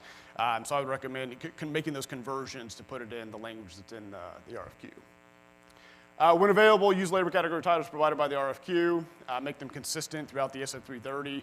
We have also seen some discrepancies where, John Doe is an engineer 3 here, but then he's referenced as a civil, and then he's referenced as a project manager. And so that makes it really confusing. Are we talking about the same person, or is it a different person? So again, there's little things like that are just kind of QA/QC on the qualification side. Use labor categories. Other those identified in the RFQ may result in non-compliance. And that has happened in the past in a resulting protest that was not sustained. So use the labor categories, if you can, that we've outlined, especially when there's key personnel requirements. And we said we want a project manager that has these qualifications. Next slide. Project description, same thing. Tailor your project descriptions to reflect the specific RFQ requirements. Again, a lot of times, many times, we see just kind of marketing material that's like, hey, this is what we did. It was a roadway project, and it was on this street, and it cost us roughly this, and that's the extent of it. And I think that folks think that is enough to accurately demonstrate your qualifications, but what you have to keep in mind, The next set of qualifications over, they were more prescriptive. They did give the details that added the value, that accurately demonstrated their qualifications. So I would suggest that it's not always enough just to regurgitate a project description. You need to think about how you can tailor it to make it most applicable to the requirement that we're asking you to do. Reward boilerplate project, what I just mentioned, prioritize documenting the specific analysis, work products, responsibility of your firm's personnel. Again, you see the theme there is the details. What was it in that project that makes it similar? Demonstrate that to us as the buyer. Next slide. Capacity. I would call this one the second most neglected factor in the 4 AE evaluation factors, with the next factor being the most neglected. State the availability of key personnel and demonstrate capacity by including an analysis of the firm's ongoing work commitments. This has evolved over the years. We mentioned this again in probably 5 or so years of presentations like this. We are now starting to see more offers say, this person is available. They've got half their time available. So we were making slow steps, but the step further even from that is actually demonstrating, saying, hey, this person's got a few things going on, but we don't anticipate a task order till then, and then they'll be half free by then. Like, give us that analysis, the confidence that, hey, this person is not going to give us the old switcheroo when it comes to the task order level. Ensure capacity is addressed in the terms of solicitation requirements, including key personnel. Explicitly address minimum availability and any no conflicting assignments. And again, it may be in section H of the SO 330 where you can kind of give some additional information, maybe propose some kind of plan that if John Doe's on vacation, this is an equivalent civil engineer that can fill in his stead until he gets back. Next slide. Past performance. This is the most neglected evaluation factor for AE. We really had hopes for the FY22 schedule that a lot of the things we saw on the 17 schedule were going to be corrected. And some firms did, don't get me wrong, but there were still many instances where I think the firms believed that what they provided in the project descriptions were sufficient to also answer the call for factor 4, which is past performance. And keep in mind, this is all about the administration of the work. When you were doing that super relevant work, did you manage costs well? Did you adhere to the schedule well? And did you produce a high quality product or design? So for costs, instead of using general phrases like on time, on budget, we see that a lot, and that's okay. But the step further to that would be to speak in terms of dollars. We started out at this. We encountered this issue, and so this is how we handled it. It resulted in a little bit of an increase, and then this was the end result. Telling that type of story is going to go a long way to increasing the district's confidence in your qualifications. Schedule, the same thing. We started with this date was the period of performance, and we ended up here. And quality, don't conflate quality with cost management. If you produced an awesome design and that save on construction costs, that's a different issue than producing a quality design itself. And this is all about the what you've done. Next slide. And finally, this is where the rubber meets the road, right? For AE anyway, which is telling the story in the SO 330. Again, I would encourage you to think about this in this type of manner, where it's not just stating boilerplate information, slapping some resumes together, and hitting the submit button. That it's more about telling the story. So you've got, if it's like a movie, you got your cast of characters, you got your key personnel, the offer of qualifications, your experience with sub-consultants, government evaluators, contracting officers, so on and so forth. Setting the stage, what is the requirement? Think about the requirement. What are their project-specific complexities, stakeholders, location, magnitude, and any number of other complexities that you could come up with, and try and address those. If you see a risk, it's worth mentioning that, hey, if this encounters, right, I know this one stakeholder is difficult, but here's how we've engaged with them in the past and have overcome that hurdle, and this was the effects on the schedule. Telling those types of stories and kind of win scenarios will go a long way. And then finally, the plot, offer outlines of key personnel quals, make sure they meet the minimum, if not more, your firm experience, the availability of resources, and his experience managing similar projects. And you see there's a theme there. It's factor 1, 2, 3, and 4 that we just talked about above. Because the government evaluates this data according to the solicitation, and again, within the 4 corners of that document. Don't assume we know anything. Tell us what we need to know for your qualifications on each submission. And then in the end, as Mohammed discussed, we select the most highly qualified firm. And that is the essence of a QBS, a qualifications-based source selection, is we don't even look at price. Price is not even a consideration until we decide who is the most qualified to perform that requirement, and then we ask for your price. Next slide. All right. All right, thank you, Kyle. So like I said, Kyle and Mohammed could explain the logistics of the A&E schedule way better than I could. I know that for a fact. And that's why I wanted them up here to do that, to not only be a face for our procurement group, but to also give a better explanation of how we go about making awards on the A&E schedule and the process involved. And I know procurement speak can be dense sometimes. I know it can be tedious. I get it. I live it. Our interpreter is probably going to be exhausted after this presentation. But what we are telling you is very important, and it's because we're trying to get you all to cross that acceptable chasm. That's what we want. We want more DBEs to get more awards. That is the purpose of us presenting this to you. And so jumping into our FY22 A&E schedule update, so for those of you that are not as familiar with our A&E schedule, we have 8 different categories crossing different ranges of services for DDOT. And you can see here we have 5 of the 8 categories where we actually have some awards finalized. And next slide, when we look at some of these numbers for the first 5, you can see 13, 9, 19, 12, 4. That's of a week ago. I know this is already like past this. Next slide. Some of the items that slow us down from getting to an award. Once you pass the qualifications and we get to the actual proposal phase and we're getting closer and closer to an award, these are some of the items that we still find time and time again. Missing resumes. I know Kyle touched on the resumes earlier. Sometimes we're missing some resumes. Other ones are missing J11s or missing information on the J11. For those unfamiliar with the J11, it's essentially a labor breakdown for the task at hand or the contract. And it shows a breakdown of the labor categories, labor hours, the labor cost per person, just a breakdown, a labor mix. Sometimes they're missing or missing information, or it's submitted in the wrong format. Clean hands non-compliances, that's just a district regulation. That's something we have to abide by, and we know we experience that pain on a lot of contracts that we want to do. But the clean hands compliance is something that's simply just required by the city. So don't shoot us, we're just the messengers. It is just simply required. And then still no response at all. Some contractors, shockingly, go silent for a while or don't get us the information that we're asking for to get to an award, which blows our minds. You know, this is an opportunity that we're trying to give, and sometimes we just don't get responses. Next slide. So updates on the remaining 3 categories. So I told you about the first 5, the remaining 3. So we have contracts that are already being sent out for the first 5. Some of those we're just waiting on signatures for the contractors, and we'll be good to go.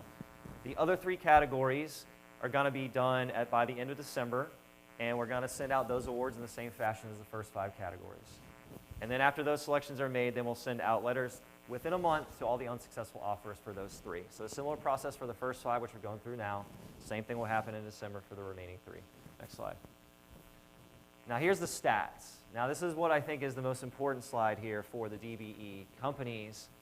So after we get through the solicitation, the RFQ phase, you can see here how many companies we have to go through, how many proposals we have to go through. It's tedious for us to get this A&E schedule together. But we go through a lot of effort to make this happen for you. So you can see I have 196 in the RFQ stage. We had total DBEs of 27%.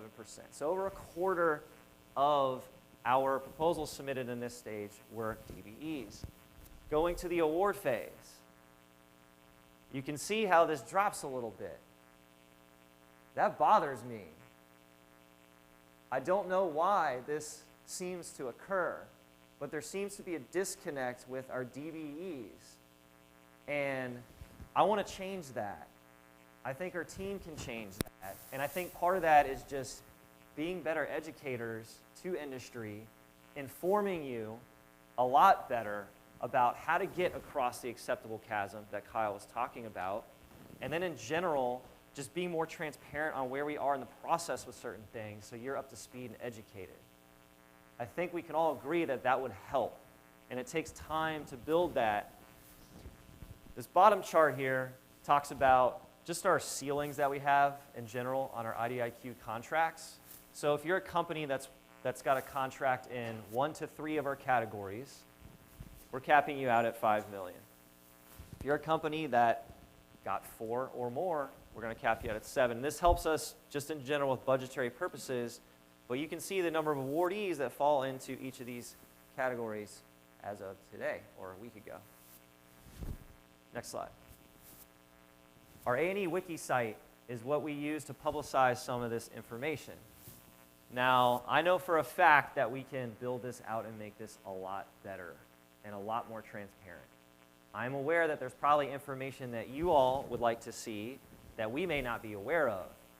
And if there's anything that we can do to enhance our wiki site, we would want to know that.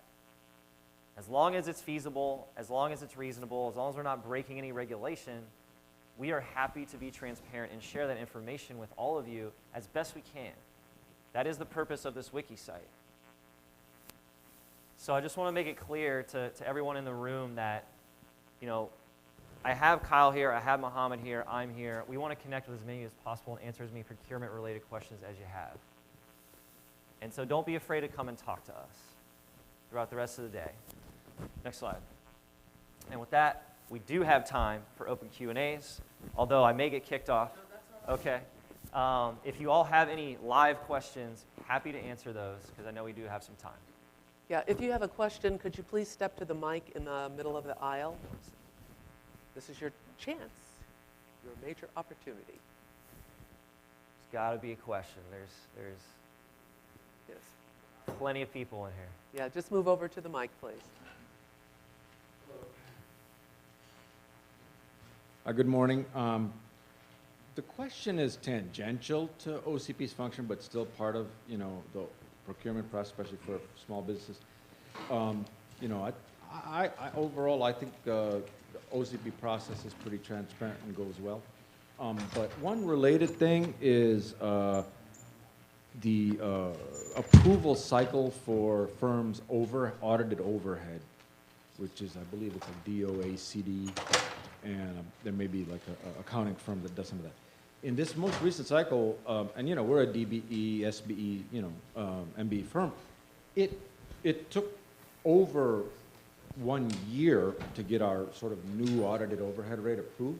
And as you can imagine, especially for small businesses, stuff, you're trying to grow, you know, you carry more overhead, and that's critical to your business functioning and to price correctly, you know, whatever your latest overhead is, as opposed to using an old one for way too long. So I don't know if OCP gets involved in that, but I just want to make a comment that, is there a way to sort of speed up the backlog, you know? Because that goes hand in hand with, you know, the pricing negotiation and what we would put in our pricing model to you guys. So, thank you. I can make some just general comments, I guess, on that. So the DOACD was stood up 2 or 3 years ago, but keep in mind, at that time, they had an enormous backlog of work. So once they actually got up and running, there was a fair amount of work that had to be done just to get caught up, because we didn't have a process prior to OCFO standing up the DOACD. So I don't know the specifics of your scenario, but I can say that, you know, the incurred cost audit documentation, right, whether it's the FAR 31 audit, the cognizant letter, or the self-certification package due 6 months after the end of the fiscal year. And I would say that just speaking from what I've seen from DOACD, it depends on the documentation type. So if you have a cognizant letter from another state, that's like probably a couple weeks, less than a month turnaround. All the way down to if you have a self-certification package, that's a lot of work for them because they have to do a lot of hands-on testing in the general ledger and some other accounting terms I don't understand to actually arrive at that approved rate. In our case, this is necessarily just so you know. Yeah, we had 3 cognizant long letters to see that we not there. Gotcha. Yeah, so maybe it was just a part of that backlog that I spoke to earlier. Not sure. But yeah, there is a timeline and a cyclical nature of getting those approvals. So if you have any specific questions, I would actually email either the DOACD directly or us, and we can look at it for you. The DDOT, yeah, .AE schedule. That's the group box for the AET. Good afternoon, everyone. My name is Keith Fox with Fox STEM. And hi, Kyle, and Mohammed, and Troy. And I want to give, this thing is really low. I want Yeah, there's a lot of advantages to being tall. This is not one. First of all, I want to give kudos to OCP for your transparency. I know, Troy, you've probably been here less than a year now, but folks have seen a change in OCP and some of your openness and willing to listen to contractors and consultants like myself. My question is, and I hope this doesn't put you on the spot, but my business was started February 1st, 2021. Is there going to be an opportunity for me to get on the A&E schedule? For the FY22 A&E schedule, I would say no. I mean, we've already gone through the proposal phase, and for us to actually add more contracts to a specific category, I mean, we could potentially reopen, for a specific category, but it would entail full and open competition, and we've already gone through a source selection process, and for each of these categories, we've gone through a couple dozen that we've selected. I would say that decision point's probably a ways out, just because we're setting up the current schedule. But I would say if there is determined at a later date that there is a need in one of those categories, whichever you might be interested in, then we will always consider that. We actually ended up not doing that on the 17 schedule. Because after we did some analysis, we discovered that there was a lot of ceiling that was unused on the 17 schedule, and so it just wasn't worth the amount of effort to add those additional firms to it. But as you know, the wiki site is great. There's a lot of sub-opportunities, as I think you're already a part of several. Sure. So. Yeah, and I'm interested in those prime opportunities. But just as a backup, I just want DDOT to consider the possibility of after you get through this process, including firms like mine, because these proposals were submitted in 2019, maybe 2020. So I'm probably on another company's proposal. Indeed. Yeah, so I mean, in general too, if you are a company that wasn't able to get an award in one of the categories, there is opportunities for you to form teaming arrangements with some of the primes, as there is with any public procurement or any procurement in general. And so there's always opportunities to do that. And so that's highly encouraged. But to your point, Keith, you said that it's taken a long time to get to this point. I agree. I've been here for 5.5 months, so I cannot speak on what may have occurred during that time, but I can tell you it is a lot of effort to go through almost 200 companies and the amount of volume of paperwork and the evaluations that have to be done for all these different categories. So it does take time, but I can also tell you that part of the reason why I came on board is to help speed that up and to figure out ways to make that better and to make it more transparent. And I know for a fact that right now the awards that we're going to be issuing out for these first, they're coming out faster. They're coming out exponentially quicker, and it's going to happen soon. So that I can make sure of for any future A&E schedule work. We're coming up to a break, so I'm going to take the gentleman in the back, and then you, sir. Good morning. Good morning to the panel and to everyone. My name is George Banks. I'm the CEO for Century Security International, Inc., based in Washington, D.C. First, I want to ask, if I can, to please, to the panel, if we can get copies of your presentations, if that would be good. Absolutely. Okay. Secondly, I want to commend the entire team for a great job. This is the first time I'm seeing this type of presentation here. I have to be very frank. And secondly, this may be out of the way, I would also like to know who do we have, the companies that we have in DC that are fixing the roads. I'm really, really interested in knowing who makes the decision on who are those companies that are making, fixing the roads in DC. Because to me, they are actually just destroying the roads. And it's constant. There are holes everywhere. Every day they're digging holes and doing stuff. I'm seriously concerned about it as a DC resident. Thank you.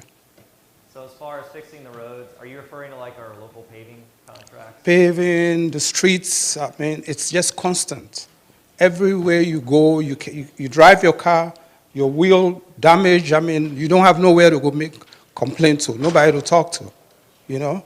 It's just constant problem with the roads in DC. Yeah, I mean, as a longtime DC resident, I understand. So what we are trying to do, I know with our paving contracts, in particular, a change that I suggested we make is to not, the contractors we have working on those, and that's all public information, by the way, the contractors that want to work on these. I don't know the full list right now off the top of my head, but Fort Meyer, I'm sure, is one of them. But I know with paving contracts, we need to do a better job of forecasting and not necessarily, letting these contractors know exactly what we want done in the future, because that may shift. But we actually should have a range of projects that we know are probably going to occur. We can keep them anonymous and give them an expected budget range of what could be coming in the pipeline for the next month as far as road projects, so they can better staff and prepare. Because I know what we found out over the last, few months or so, what I received from contractors are complaints on how do we keep our staff up to date and current with what the needs are from the district if we don't know what the needs are from the district in advance. And so that's something I'm trying to fix as well, and I think that is maybe going to help alleviate some of the paving issues and maybe the potholes that you experience. Okay. But I think from a very practical standpoint, I think there's like a 401, it's a little bit outside of our scope, right? But there's like a 411 number where you can report a pothole, right? Like say, hey, this is is it 3? Like 3, I guess. Yeah, so there is a way to actually report that and at least get it in our city work system, right, as far as tracking those types of things.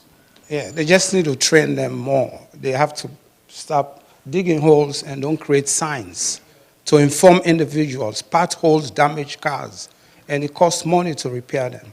And it's very serious that we address that if we talk about transportation. Thank you. Session. I hope you'll come back for that one. We just have a couple minutes left, and this gentleman has been standing by patiently. Please go ahead, sir. Thank you so much, and good morning. As you can see, I don't have any problem with the height of the mic, so I'm thankful for that. Real quickly, my name is Dave. I'm with a company called Business Transformation Group. We're an equity and inclusion program management firm. And I've been at every one of these DBE summits. And we've had a pretty good relationship over the years with the Office of Civil Rights. One thing that we have not had any success with is with the AE schedule. We've done work with the Office of Civil Rights, and we have to almost be like Houdini to get in contact with them to get a contract going. My question is there any consideration for openings for firms like us to be on the AE schedule so that we can assist with the Office of Civil Rights? So the AE schedule, just in and of itself, is very much an engineering-centric contract vehicle. So we do have some kind of side topics like public participation and program management, but most of the categories are going to be very civil-specific. So roadway design, bridge design, stormwater management, like those types of topics. So I think you'd have to figure out where you fit into one of those categories. And I don't mean to interrupt, but every one of those categories needs a compliance component. And the whole, all of DDOT's portfolio needs compliance. What I'm saying is that's not the scope, right? So category A is not necessarily about the compliance, it's about doing the design. Right? Okay, That's the understood, scope of work, understood. right? I guess just to cut to the chase, how does a firm like mine have an intricate or ongoing relationship with the Office of Civil Rights? How do you have an ongoing relationship with Office of Civil Rights? I mean, right here. And that's great. I can go through the fighting process every year. Would it be nice to have an IDIQ vehicle for compliance? Because you need it for everything. So I can tell you that has been a discussion that we've had and we will continue to have because we've been told that before. So Thank you. I just wanted to bring that to light. Were you done? You're done? Okay. All right. So, Well, at this time, we're going to take a break. So assume the position with business cards and QR codes, and we will be back at 11 o'clock. we're going to go 11:01. 11:01. And then Not also, 2. What? 11:01, yes. Want to make sure you have 30 minutes. But also, if you plan on leaving, we would ask that you fill out the evaluation forms. We're also collecting Title VI information. You'll see that information at the bottom of the form. So please make sure you do that. Thank you. Oh, and please remember, there is no eating or drinking in the auditorium. Just FYI.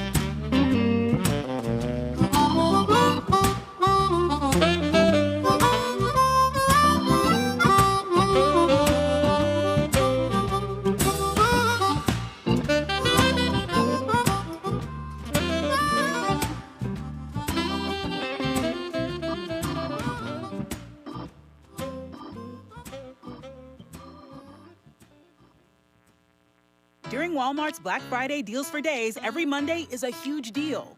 Get a $79 HP Chromebook, plus other hot deals. Join Walmart Plus and you can shop online 7 hours early. Head to Walmart's Black Friday Deals for Days.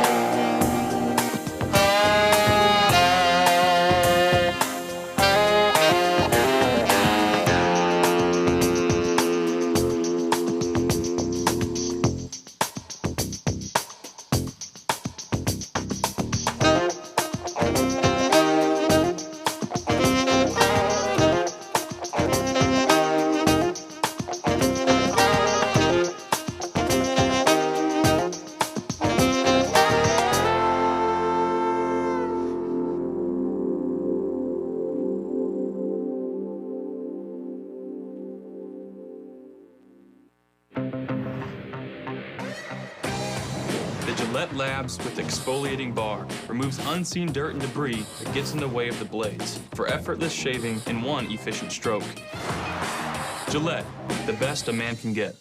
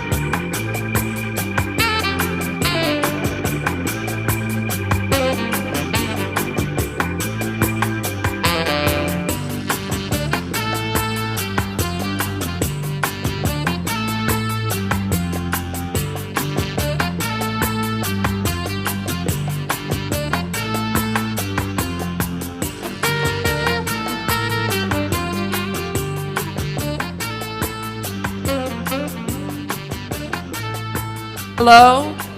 It is not 11:01.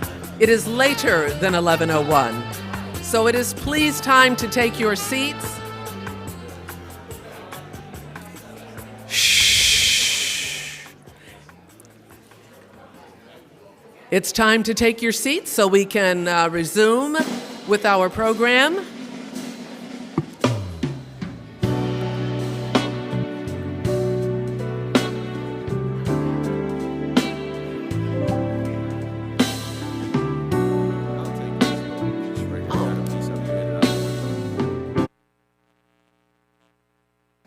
You know, the news starts promptly at the top of the hour. We're late.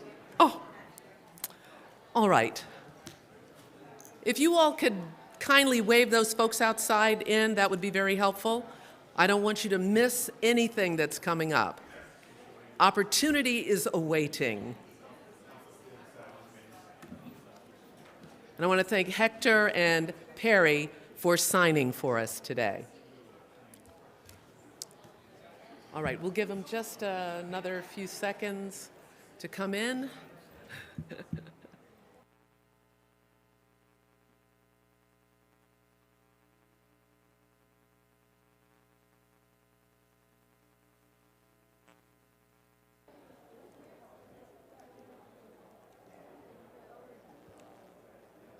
Normally we have the chimes. Somebody walks through the room with the chimes. I don't know how to sound like a chime. You could do that? Just do it very subtly and they won't know where it came from. Okay. You know, that's a skill I have not acquired, but I could learn. Okay. Because it's now 11:05. And Nana was very specific about 11:01.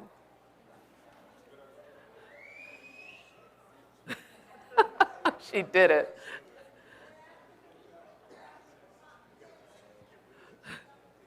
Thank you very much.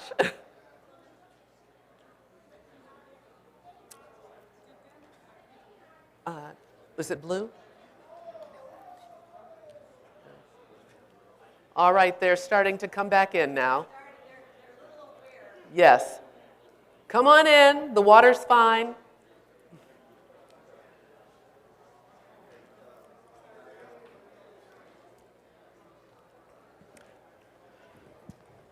As we get started on our new session, I'm going to go ahead and start. We'll be talking about DDOT operations, administration, anticipated projects. I'd like to introduce now Howard Ways. Mr. Ways is the Chief Operations Officer for DDOT, overseeing nearly 660 employees.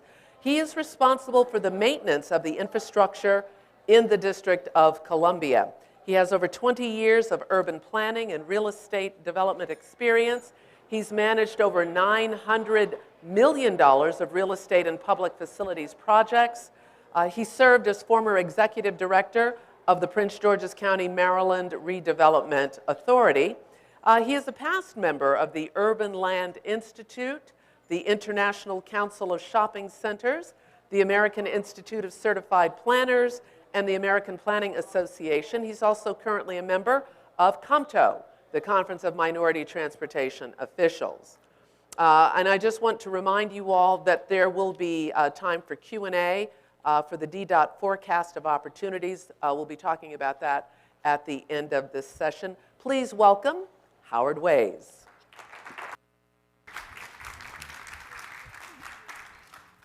How you doing?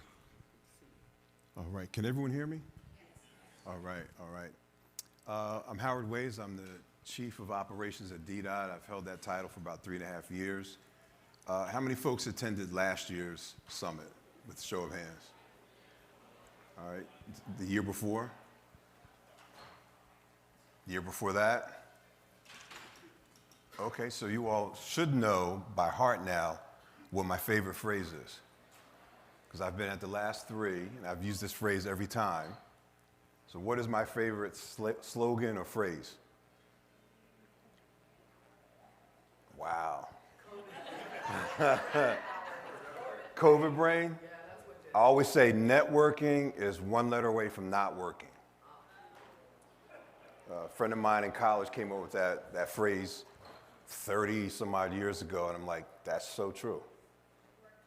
So networking is one letter away from not working. Write it down, live by it. You know, the biggest benefit of events like this, in my humble opinion, is the fact that you all get a chance to interact with each other as much as you get a chance to interact with the DDOT officials. I've seen a lot of teams and relationships build from events like this that have gone on to successful business opportunities, business relationships, and long-time friendships. So I would encourage you all to continue to make those connections, continue to network, and you'll be successful in your endeavors. I firmly believe that. So with that, I will start the presentation, or somebody will start it for me. Oh, the clicker does work. Wow, awesome. So actually, DDOT operations is larger than 660. We're pushing, we're upwards of almost 750 employees now. We are responsible for the day-to-day maintenance and operations of the nation's assets and infrastructure. Those infrastructure assets that you see above ground, those are generally managed by my team. So that includes the roads, the bridges, the tunnels that we traverse on, sidewalks, street lights, traffic signals, public space permitting. If you want to, do an event in the public space, that comes through the Operations Administration. We also manage parking.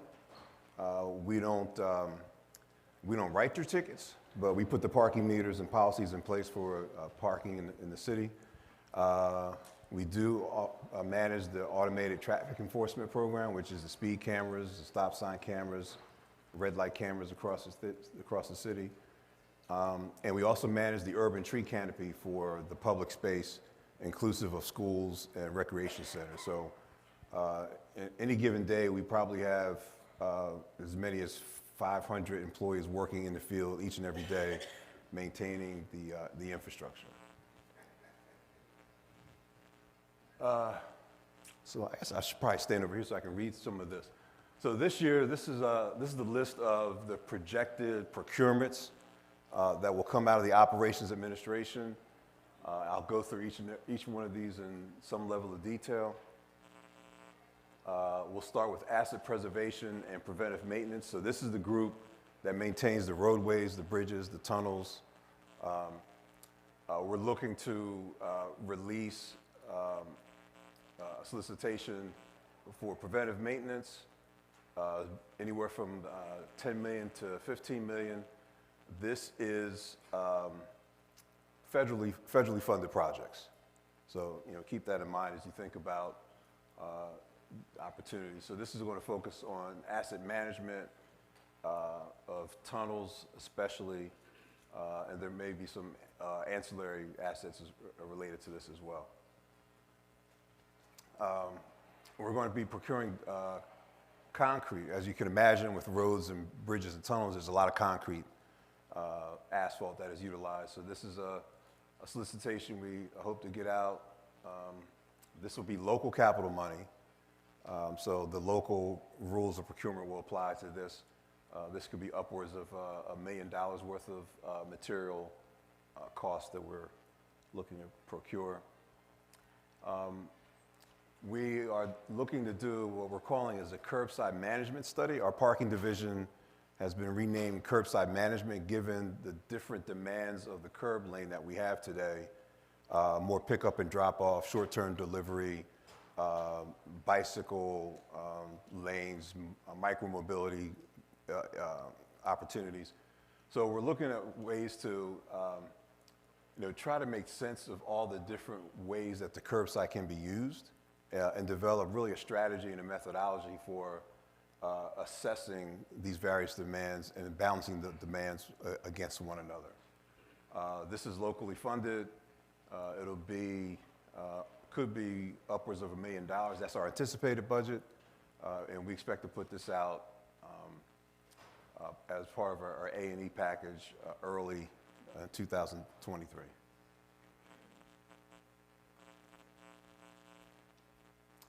Related to that, we have a companion piece, which is curbside data collection.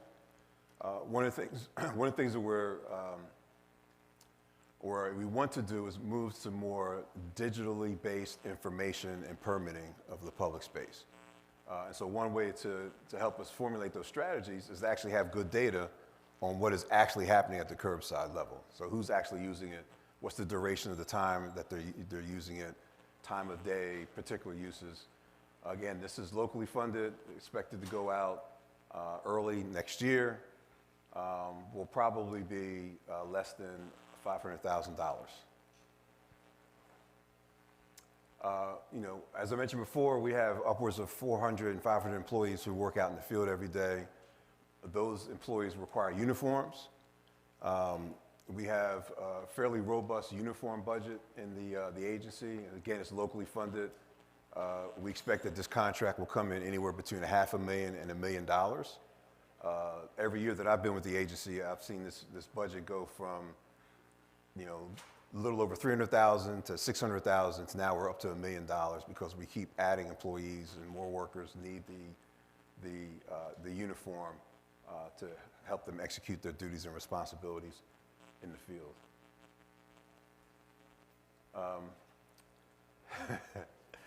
As a former architect, this brings back a lot of memories of late nights working on drawings, but we have a very robust sign fabrication unit. And from time to time, we need equipment. We need to modernize our equipment so we're able to produce signs faster, more durable. And so we're looking at a sign printer. You know, it's not the most sexy thing, but it's something that will be a workhorse for us for the next year. I don't know what the cost of printers are these days, but hopefully it'll come in less than $500,000. And we're going to advertise this as a local project in early 2023. More equipment for the sign shop. Again, locally funded, less than $500,000. We expect to put it out beginning of next year. Now, one of the more challenging solicitations we've had in the last couple of years are the large highway signs. As you can expect, this is a very niche sector. Not only you know, the fabrication and installation, but the maintenance of these signs is highly specialized. We expect to put out a federal contract beginning of next year. As you can see, anywhere from $1 million to $5 million. I mentioned before we handle the urban tree canopy in our public space, our streets, schools, rec centers, and the like. So we need contractors to help us with routine tree maintenance, pruning, removal. This is locally funded. We expect to make multiple awards, have more than one vendor selected. So in this case, you don't have to be the best in class, you have to just be the best top 3 in class to get a contract with us. So I would say, based on what I've seen in the last couple of years, about $1 million is about what we expect to spend on this service. My favorite program, automated traffic enforcement. We have a very aggressive program to more than double the number of speed cameras in the city from about 136 to you know, close to 400 cameras. And so we need vendors to provide those cameras to us, right? As we sort of wind back into sort of a pre-COVID, more of a pre-COVID commuting pattern, we have seen not only traffic volume go up, but we've also seen speeds go up in the city. And as we all know, accidents at higher rates of speed, there's more likely to be, the crashes are more severe, injuries are more severe. And so, you know, one of the ways we try to manage that is through automated traffic enforcement. This is a locally funded contract. And what's different about this contract is as the way the program was previously managed under NPD, this is going to be a leased-based program. So the vendor is going to be paid based on the number of cameras that we have in the system on a daily basis. They will also be responsible for the maintenance of these assets on a daily basis. So we're going to sort of outsource the cameras and the maintenance to third party. Anything else? I think that's the last one. If you have any questions, you can contact me at howard.ways@dc.gov, or you can contact my Strategic Operations Manager, Blake Hollop, at the email address that you see there. Thank you. Any questions? If you have a question, please step up to the microphone in the Yeah, I have a aisle. question. What's my favorite phrase? Slogan. Networking is one letter away from not Got it. working. Okay. All right, so you were paying attention. Yeah. Any Well, questions? give him attribution one time and then it's yours. All right, I'll be here through lunch if you have Okay. any questions. Thank Any you. questions? All right, give him a hand.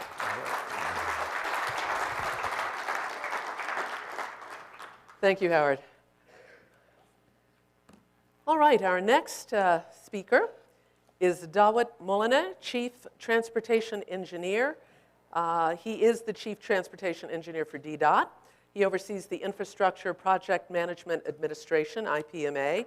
He's been with the agency since 2001 and currently is responsible for design and construction projects valued at over $1 billion. His duties include short and long-range planning, oversight of engineering design, construction and construction inspection, as well as testing and evaluation of equipment, materials, and systems. Dawit holds a BS degree in civil engineering from South Dakota State University, a master's degree in civil engineering from Catholic University of America, and he is a registered professional engineer in the District of Columbia. So please welcome Dawit Molina. I get all that right? Morning, everyone. Before I get into the project form, can you hear me? Is your microphone on? I see green right there. Yeah, it is green. Can you hear me? Yeah. I hear yes. Maybe I'll stand here. How does it work? That's fine. Okay, now I have to look back. Okay. Before I add the project forecasting for the rest of the stuff that Howard did not mention, I want to look back for a year or two. Just what did DDOT do? I just want to look at some projects, not all of them. I'm not going to get all of them. But even Howard's group have done a lot of citywide resurfacing, alley work, sidewalk work. A lot of our departments, different departments have done a lot of work. When it comes to the CIP, you can take a look at South Cap, that's a substantial completion. You can take a look at 295 Malcolm X, that has completed earlier this year, on budget, on time. We also have several projects like Oregon Avenue, projects like Mate Branch Trail, projects like Rock Creek Trail, projects like Florida Avenue at Nines and U, projects like Maryland Avenue, projects like New York, New Jersey, projects like MLK, Phase 1. So we have completed tons of projects. And if you look at currently, we have a lot of active projects too. You can take a look at 16th Street over Piney Branch Bridge. I see some contractors, Edmond and 44s, large and small. We have projects like C Street, projects like Douglas Pedestrian Bridge. I can list a lot of projects. What that tells me is that DDOT is doing a lot and it's not doing it by itself. Everybody played a role. Federal Highway supports us. We have contractors, designers, planners. Everybody plays a role in accomplishing that. So we really do enjoy that partnership in delivering our projects. So with that, Are we done with that? Not yet. We're going to go to the forecast. We have more to do. I have to stay here. I forgot. What we have is in the approved budget for 2023, we have a lot of investment for a lot of public service type of work, and we have seen a real commitment to the aging infrastructure that we have. As part of that, as DDOT, you know, our first priority is safety. Nothing else. The first priority is safety. We have a lot of priorities, but safety is number one. With that, we have a Vision Zero program. That program is striving to achieve no fatality or serious injuries or just eliminate altogether by 2024. Towards that effort, we're taking a lot of steps. One of the things that we have done is we updated our Move DC. I think you probably heard it from Amanda earlier. The Move DC document, that is our long-range transportation plan, which gives us a lot of guidance on the investment that we have, the tools, the measures, everything that we are doing to achieve the goal is stated in there. Using that guide, we're channelizing some of our funds in a certain way, and this is what you see here. Trying to remember it. $5 million, for example, for quick bills, or turning the quick bills to a permanent structure. The quick bills are those yellow sticks, for example, that you see, the flexi posts. If we see accidents in a certain area and we want to channelize traffic or we want to create some calming, we use those type of elements just to test and do a behavior change. If it works, we turn it to a permanent structure. So for that, we have a dedicated fund now, about $5 million per year for the next 6 years. We also have $212 million in the budget in the next 6 years. That is dedicated towards the dangerous roads that we have. We have a lot of dangerous roads that are identified by a lot of safety teams in the Vision Zero program. And if I give an example on that one, most of you will be familiar with Wheeler Road, probably Alabama Avenue, MLK towards the Good Hope Road. Those areas where we have seen some behavior or accident data, we're going to dedicate this kind of fund, this fund, towards those efforts. And the 3 projects, probably $60 million of this money is going towards those 3 streets. Then we have other projects that are mandated for us because they maximize safety, they balance the modes. We have $36 million for a PBL, that's a protected bike lane, and we're mandated to do 10 miles every year, and we have a great team that will accomplish that task. 334, I know that seems small, but always when you do something, it's good to have a data. This is just an initial budget. We might be just hanging up a bike counter on a bike lane. We just have to know how our lanes are utilized or how they're performing. So this is just an initial budget that we'll be using, and we'll test if we need to grow this thing a little bit bigger. Then we have projects that add a lot of elements and multimodality. In this case, we're highlighting the K Street Transitway because it adds the bike lane, the dedicated bike lane, both going east and west, and also adds 2-way dedicated bus lanes. Bike and bus, I said that it might sound the same, but this is probably a complete street that will have a facility for regular users, general purpose lane, sidewalk, protected bike lane, and bus. So $57 million dedicated towards that effort. $128 million for trail network. We have come a long way in trails. If you're in the city, we're becoming a model in the nation. So this money is dedicated for that to expand our network. Projects like Suitland Parkway, it does have a trail, not a good one if you see it. You wouldn't call it a good one. So this money will be dedicated to rehabilitate those type of trails. If you go to Buzzer Point, that's going to be a new trail that we'll be adding to the system. So we're going to dedicate this money towards those type of efforts. $89 million out of that budget. Again, $89 million is for three pedestrian and bike trail type of bridges. Those will be for three bridges. One is on Suitland Parkway from Anacostia Metro Station to Barry Farm, and Kingman Island is another one. The Kingman Island is between East Cap and Benning Road, as you know, and the third one will be by Long Bridge, crossing to Virginia. Then we have, this probably was mentioned, under $32 million. That will be for our circulator system, is to buy additional buses that are replacing the diesel one, electric buses that will replace the diesel one, or additional buses for new routes.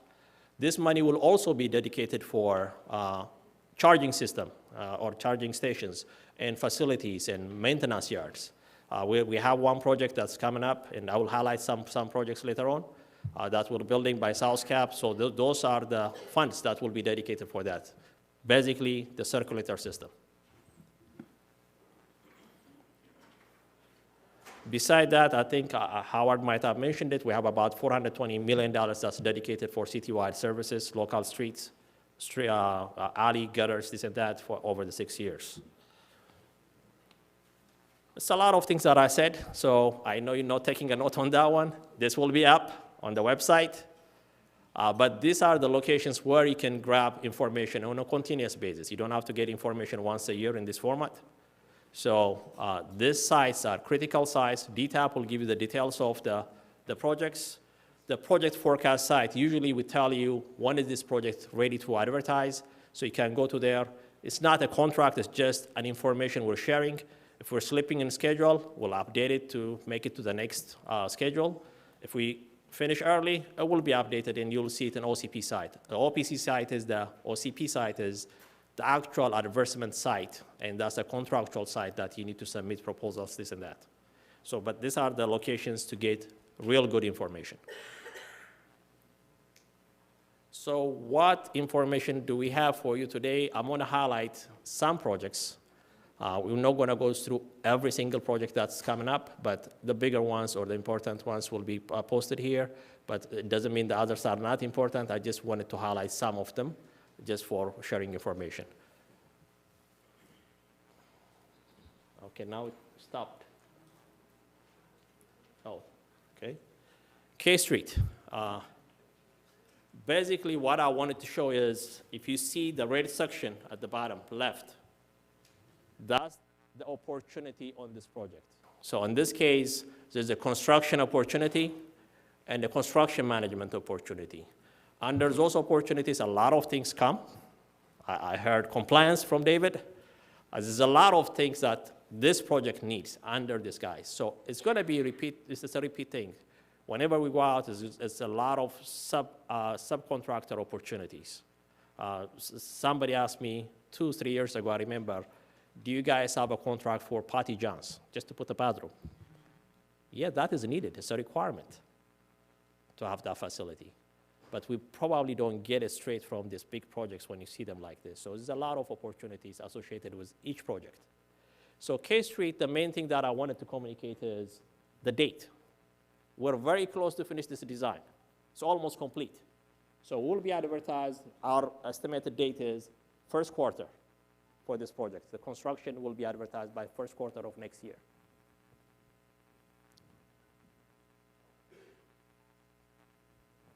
TR Bridge, another critical one because we have a small scare about 6 months ago or so. We posted the bridge, as you probably recognized, and we have an emergency repair that we have done.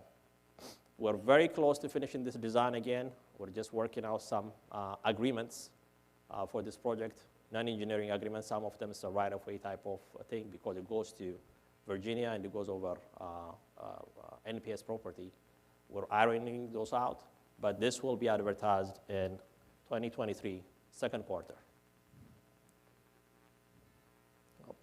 Okay, jumped. Not as big as the last two projects I highlighted, but another very important project, Aspen Street.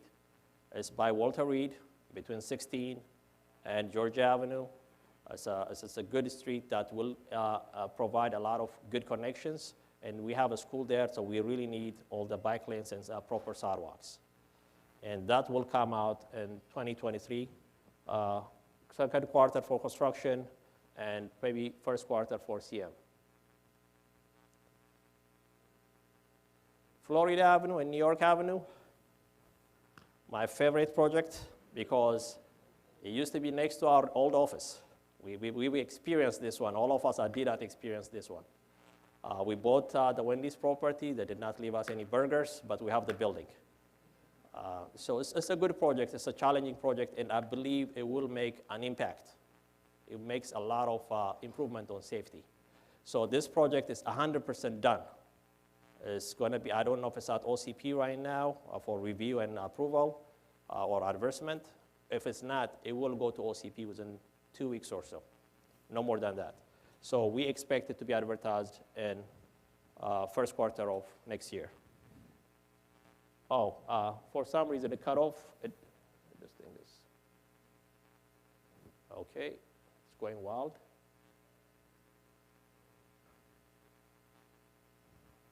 I think you saw all my presentation, we're done.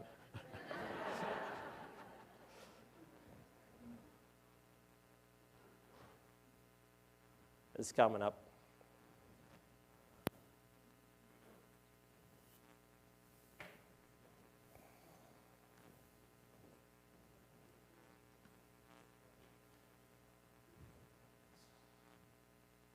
Okay, I don't know, maybe cut off, but there's a CM opportunity on this one too, in case you're missing it. It's construction and CM. One click.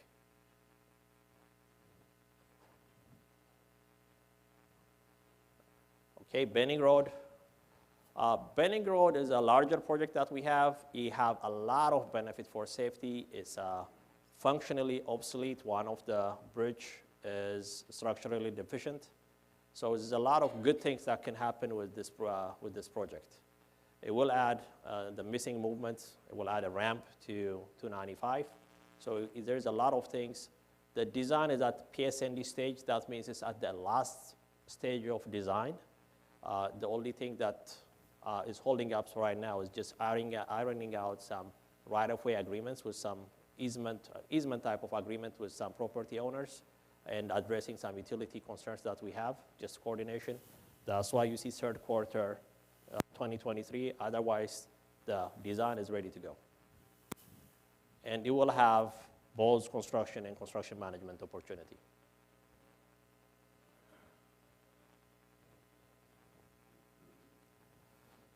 South Capitol Street Trail.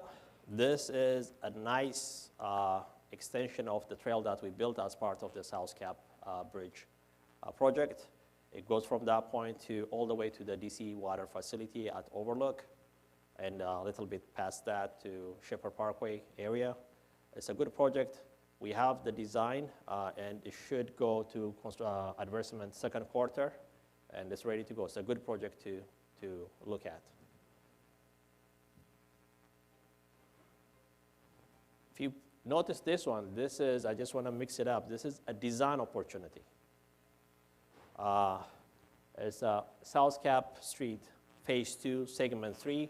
This is the part that is by Sutherland Parkway and MLK. Right now, if you're on Sutherland Parkway and you want to get onto MLK, you have to go through Sumner, or you have to go in front of the metro station on Howard Road. So this is a good project. That's not the only improvement for vehicular movement. I mean, it will avoid vehicles from going to the metro station where a lot of people cross, but it will also rehabilitate and make new connections to the station through the bike trail. Also, there is an old pedestrian bridge that crosses Sutherland Parkway that will be renovated too, or replaced too. So it's a good project. We'll advertise that one in second quarter of next year.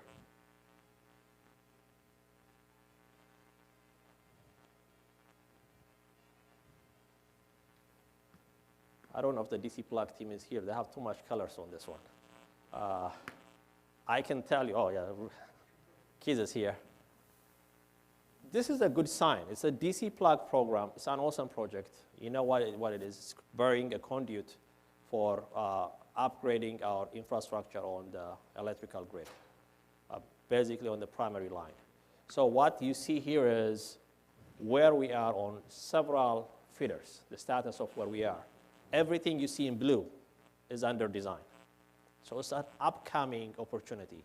The description is on the left side, but everything you see in pink is in procurement. That's the good part. That is immediate. They can advertise it anytime. Half of that is for design, half of that is for construction. So we have a design, construction, and CM opportunity on this map. It's a lot of opportunities on this map. There's a CBE requirement, I believe, on this project. I don't know if it's true for construction, but design and CM, I believe there is a CBE requirement.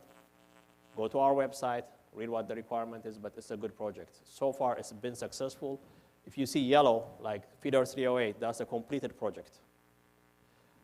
There's a couple of them I know as an opportunity project. We have almost finished Oregon Avenue and some other location like Minnesota, but it's been going good and more are coming on this program. So these are the highlights, but if you go to our website, this is the type of stuff you'll see. And there are a lot of projects. The reason I kind of highlighted this one is if you see this on the right side, you can see when we're intending to advertise these projects. You can see fourth quarter 2022. These are projects are completed. Design-wise, we're complete. We're going to go through the procurement process, and that's why we put it. So the procurement process takes us a little bit longer. They will just shift by 1 quarter, but you will see these projects out. So these are good projects, but we have a lot. If I just keep putting everything you see construction, there is a construction management opportunity. Then there are some design opportunities, and there are some planning opportunities. That being said, I think Amanda touched on IJA, but as you guys know, there are a lot of grants out there. There is infra, there is mega, there's all kind of funds, grants we're applying for. As we get them, we'll pop out more and more and more projects. We have some in mind. For example, the bridge program have $225 million for the next 6 years.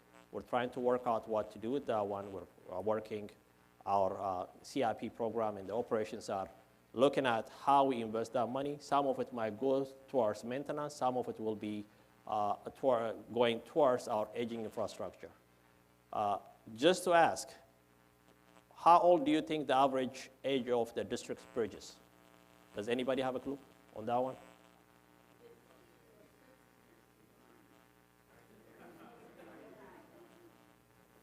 I heard some of the answers. It's about right. It's about 58, 59 years old.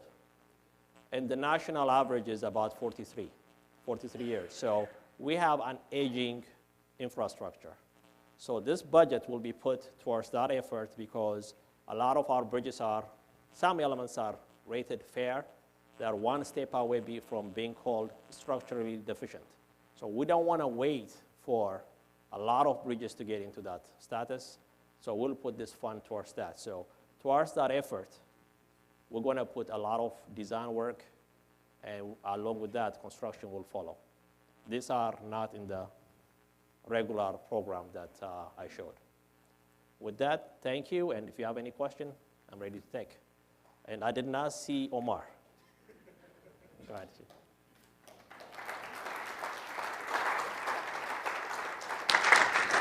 All right, if you do have a question, do like these fine people have done here and step to the aisle. There is a microphone back closer to the door.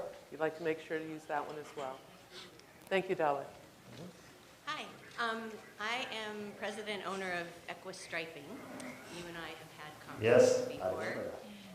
One of the questions I have to tie in what Buttigieg has been saying about the infrastructure bill, what was the beginning of this session about the equity, how does with your A&E work and how you're putting these projects together, do you coordinate then with procurement about how to break up those packages So it isn't always just opportunities to be, us as finishing trades coming in and trying to find the people that are winning them and try to get on them, or whether there's opportunities for those to be purchased separately. And I don't know if your operation has anything to do with that, but it seems like it would start with you saying, here's how we can package these. So I'm just curious about how that works. That's a tough question that I need contracting office and the civil rights office can help me with.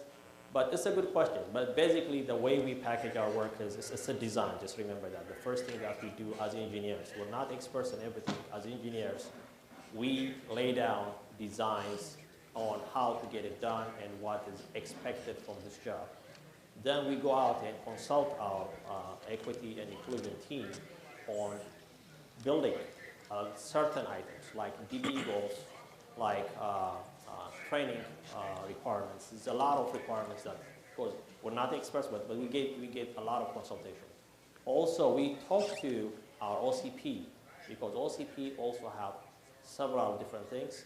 I might not speak on every element of it because I'm not an expert, but we discuss about CBE requirement, for example, or set aside. I'm not an expert on that one, but those are the discussions that are held by several administrations within our team. But we're part of it. If we're asked to do a certain things, we will support. But I don't know how to just break up a small piece of a big project because a lot of things are intricate. I'm just being honest as is. Right, yeah, I understand. But I think that's one of the things that a lot of people in this room would like to know, because it's one thing about wanting to be a prime, but you can't go from a small company and be a prime on a $50 million project. So a lot of opportunity requires the agencies to figure out how to purchase from us in a way that we can respond. And I'm not saying that to you directly because I know that you're not that, but I just wanted to make that comment. Good, we'll take it back. I don't know if anybody wants to add to that one, but we do support putting all the measures that will support small businesses in our contract. It might not be breaking it up so far in the future, but so far what we do is put provisions, compliance, for example, requirements. We have different measures that we put in the contract to make sure a lot of the DBEs and small contracts that come in survive, because there's a lot of things you probably did not say. Retainage is one, for example. There's a lot of items in there that will support small businesses. Right. Thank you. And Sir? bonding. Actually paying for bonding under the contract. Yep, I agree with you. Yes, sir. Good morning again, DeWitt. I'm Omar with QBrute. My question is, the presentation was great, but the opportunities that were presented, I'm not able to decipher as to which one may come out on the schedule versus open market. And that information could be very, very valuable to folks who are strategizing and looking to pursue those opportunities, because even for DC Plug, you mentioned there are CM opportunities, but the teams have already been chosen for CM for DC Plug, right? And there are some of those opportunities that are small that may come out on the schedule for CM. It's not going to go open market, and that depends on the randomizer. So if when you're posting the stuff to DDOT's website, you could indicate or work with OCP to indicate what's going to be open market versus schedule, then it gives us a better sense of how to plan for it. And then my second question is DDOT going to start allowing companies again to do capabilities briefing? Because DDOT has had some turnovers, new people coming in, and with COVID, and we've lost 3 years, some of us are not familiar with who are the key players nowadays. So if we could just have an opportunity to do 20 to 30 minutes capabilities briefing for small firms who are trying to break in, that would also help. I want to take questions one at a time because I forget the first question. Let me answer this one first. Yes. That you can do during COVID for obvious reasons. We don't want to have anybody coming to the office. We were not coming to the office. But that being said, let me be very clear.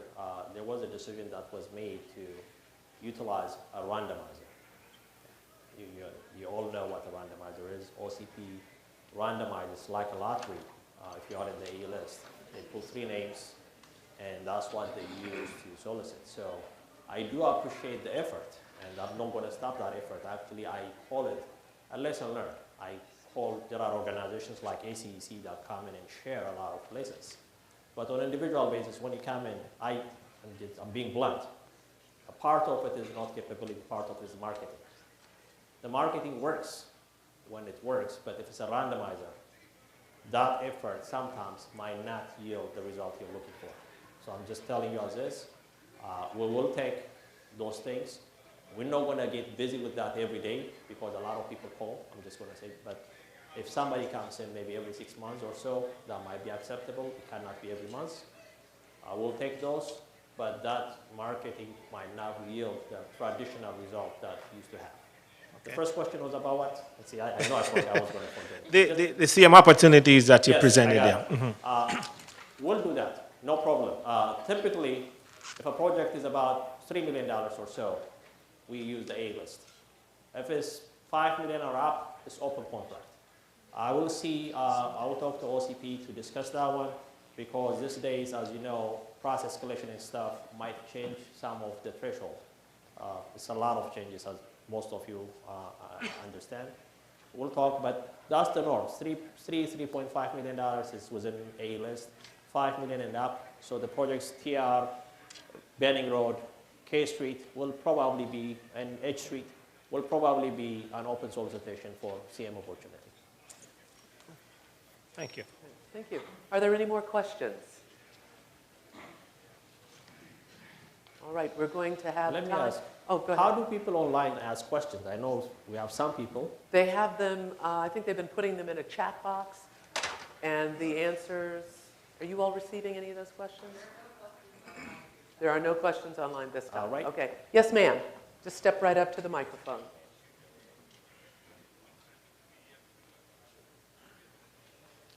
Hi. My question is about community outreach when you're doing the projects. How are you interfacing with the community as you come through and make major changes on the streets and the roads? Good question. When we say construction management firms or opportunity, when we solicit for those services, one of the requirements is to have a team that is dedicated for that service, community outreach. So we do have pretty much on every single project a community outreach firm along with that team. And I do see a lot of them that have a lot of projects that I'm aware of that have a community outreach team on it. So when they do the community outreach, do they also offer employment opportunities to the residents so that those neighbors, those residents who are most impacted by the construction and the redesign of the streets have some input and remuneration maybe? I think there are two things in that from what I'm understanding. One is residents giving input, another one is employment. I think those are Right. two different things. They are. Yeah. But they're critical to what you're doing. Yes, Because it definitely, impacts- no question there. Right. So input definitely, because it's not only during construction, even before we go to construction, we solicit for input. And we try to keep the community updated with every move that we have. When we initiate alternatives, when we design, if sometimes there is impact on their property or it's whatever it is, we try to keep the community engaged. That is a must, no question. Now, when we come to employment, I cannot say on that one. There is a training requirement. The overall contract, just remember, most of the time, the community engagement team is a sub. Most of the time, that's a fact. It's an engineering firm that will hire a community outreach team. Sometimes they hire people. Sometimes they have a team that is already established. I know teams that are based in Ward 8. I know teams that are based elsewhere. So they come, depending on which team comes, they bring along their team for that purpose. Sometimes, depending on the project, that even the engagement team changes. When we do a project in certain areas with very residential, they try to get experts in that type of engagement. When we do bridges like, let's say, 14th Street, they wanted to get engaged with the Pentagon. We don't want to get engaged with the airport because there are impacts, there are navigation lights on the bridge. So there are different type of outreach that they do. So they pick the right expert for that role. Okay, thank you. You're welcome. Okay, thank you. Any more questions? If you have a question, please move over to the microphone. So we have 2 questions coming. Yes, ma'am. Hi, my name is Sophie Borochet. I'm with JD Engineering. The question might be for Troy and his team, but I'll ask it because since you and the director are still here. But given that the A schedule took 3 years, to be evaluated and awarded, I wanted to know what plans are there in place to make sure that by the time this one expires in 5 years, that you've already selected and you're ready to go with the new contract. I don't know whether you're looking at advertising earlier, like maybe in 2 years from now, looking at how it worked in the past and emulating some of that again, or maybe staggering so you don't have to look at all those categories all at once. But this affects the livelihood of so many people. We need to make sure that the new one is in place. Thank you. I looked around. I don't see any OCP person. I don't know if they ducked. But it's a valid question because it's our experience. It took a long time. That's a fact. So if it takes this long, I think as soon as this cycle is finished, we should start on the next one so we have ample time to do the evaluation and award for the next cycle. So I will discuss that with OCP, and we'll get back to you. That's an OCP answer. If it's up to me, yes, the answer is yes, but it's not. Okay, thank you. Sir, you had a question? Yeah, step to the mic, please. I'm Rob with Omni Excavator. Question is, we are here to promote DBEs, and this is several times I've been here. My question is, projects in DC, architectural and engineering firm, forget some of the pay item on the schedule of prices, and then we come up to a change order. And that process will overrun. And that process takes for 6-7 months. Majority of these DBE, they have limited financial resource and impacting to wait months and months to get these change order overruns to get approved. And most of them, they cannot even keep going anymore. Is there anything you could answer? What are we going to do to process, make it better? Yes, actually, I do understand it takes us a little bit of time. The typical time should be 30 days. Once a contractor is paid, as you know, subs have to be paid within 7 days of that payment to the prime. We took steps to change the traditional delay. The traditional delay used to be sometimes we pay the primes and DBEs or subs were not paid. We eliminated that. At least we have some type of compliance method. We changed a lot of things to improve payment. I have attended personally on some other state conferences just to see payment. Exactly. So if you look at within DDOT, your payment, for example, or your payment submission is electronics. That was not the case if you go back 3-4 years. So we are trying to go through a process to improve efficiency and the time it takes.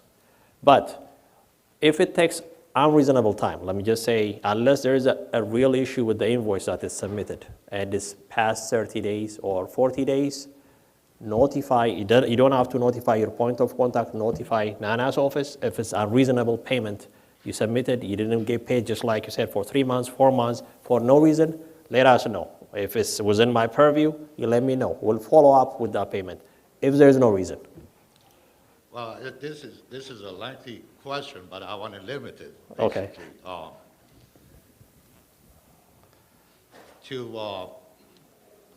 That was great. You make a process to change it. I hope it worked.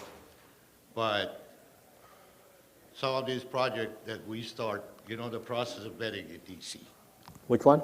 The process of bidding. It takes 6, 7 months before the time we bid the project to by the time we get notice to proceed. Award, NTP. Award is Okay. notice to proceed.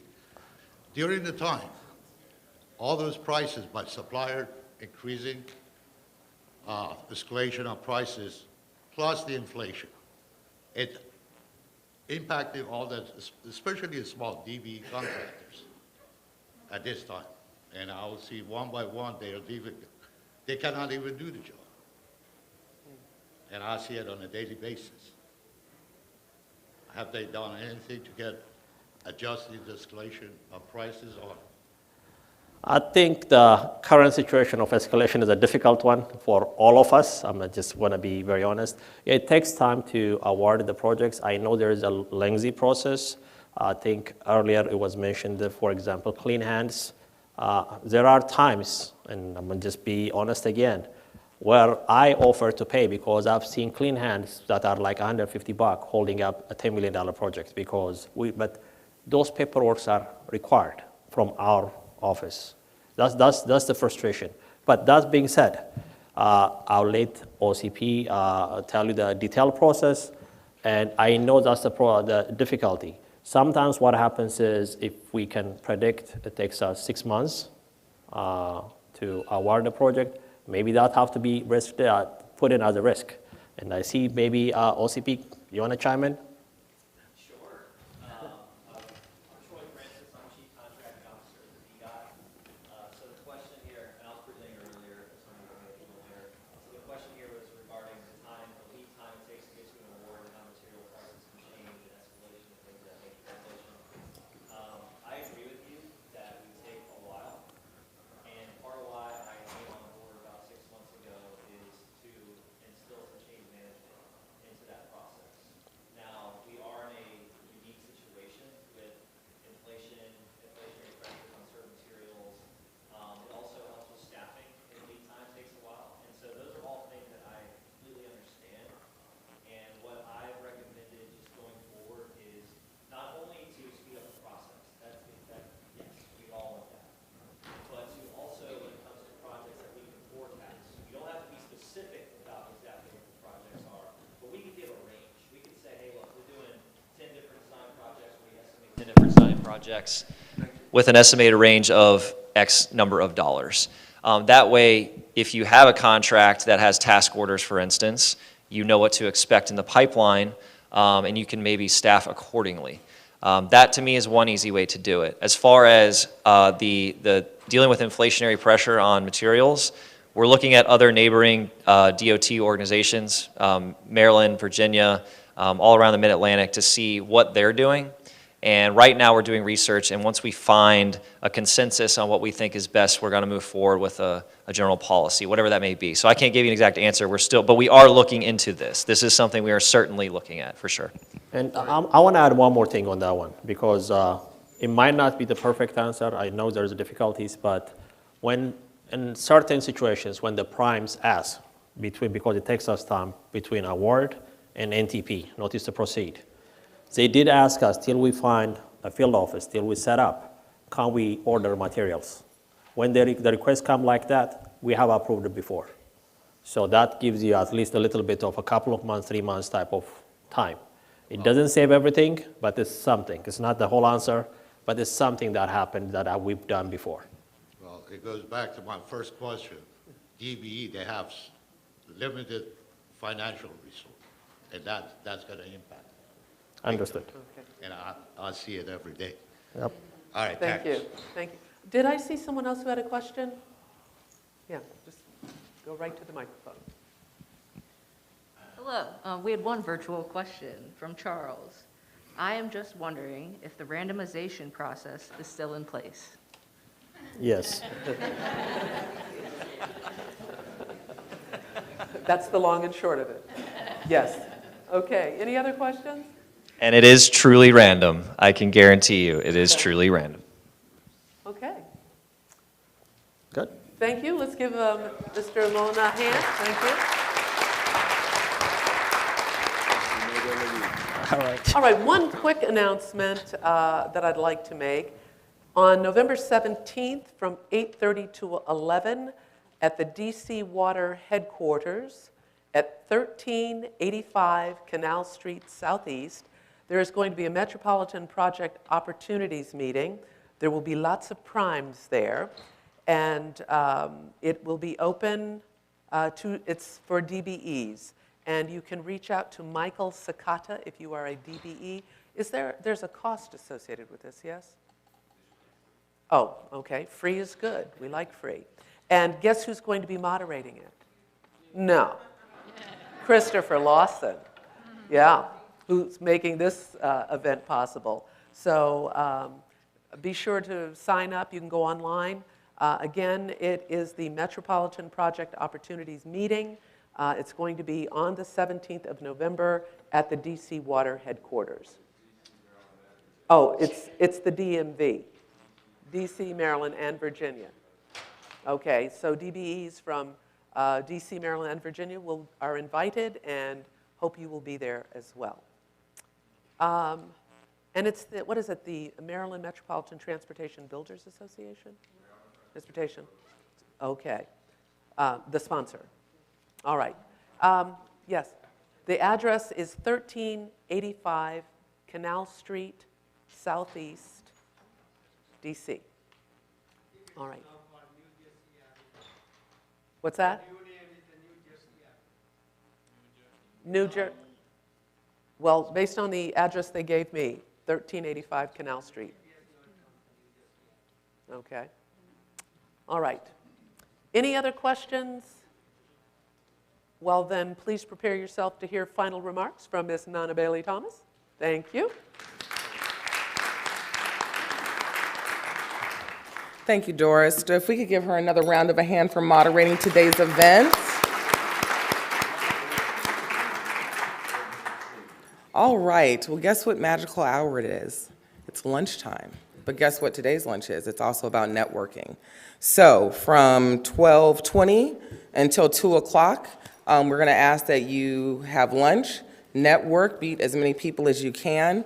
And for closing remarks, I'd like to keep it brief. I'd like small but mighty, but short and quick. So first of all, I just wanna say again, Doris, thank you so much for moderating for the 12th year in a row.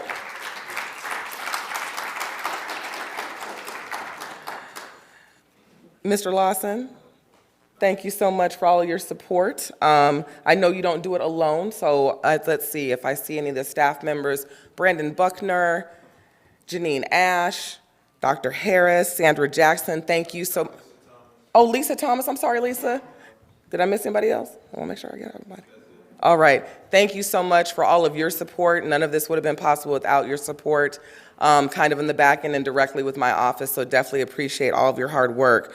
Director Lott, who did have to leave, thank you so much for your unwavering support. Director Whitfield, as well as CEO April Rye of Compto. All of the presenters here today, thank you so much for your support. I know we're all busy, but definitely appreciate you taking time to help us make sure this event was successful. And then to all of you out there virtually, thank you so much for attending. Sorry you're not here for lunch, but we appreciate you attending. And to all of my in-person attendees, thank you so much for your time, your energy, your efforts, all of your questions. I do have one favor to ask though. Before you leave today, please make sure you're filling out the survey assessments. The more comments we have, the better we can make the event. And so I'm not gonna belabor the hour. I thank you all for coming, and you all be safe and enjoy the networking event. Have a great day. Thank you.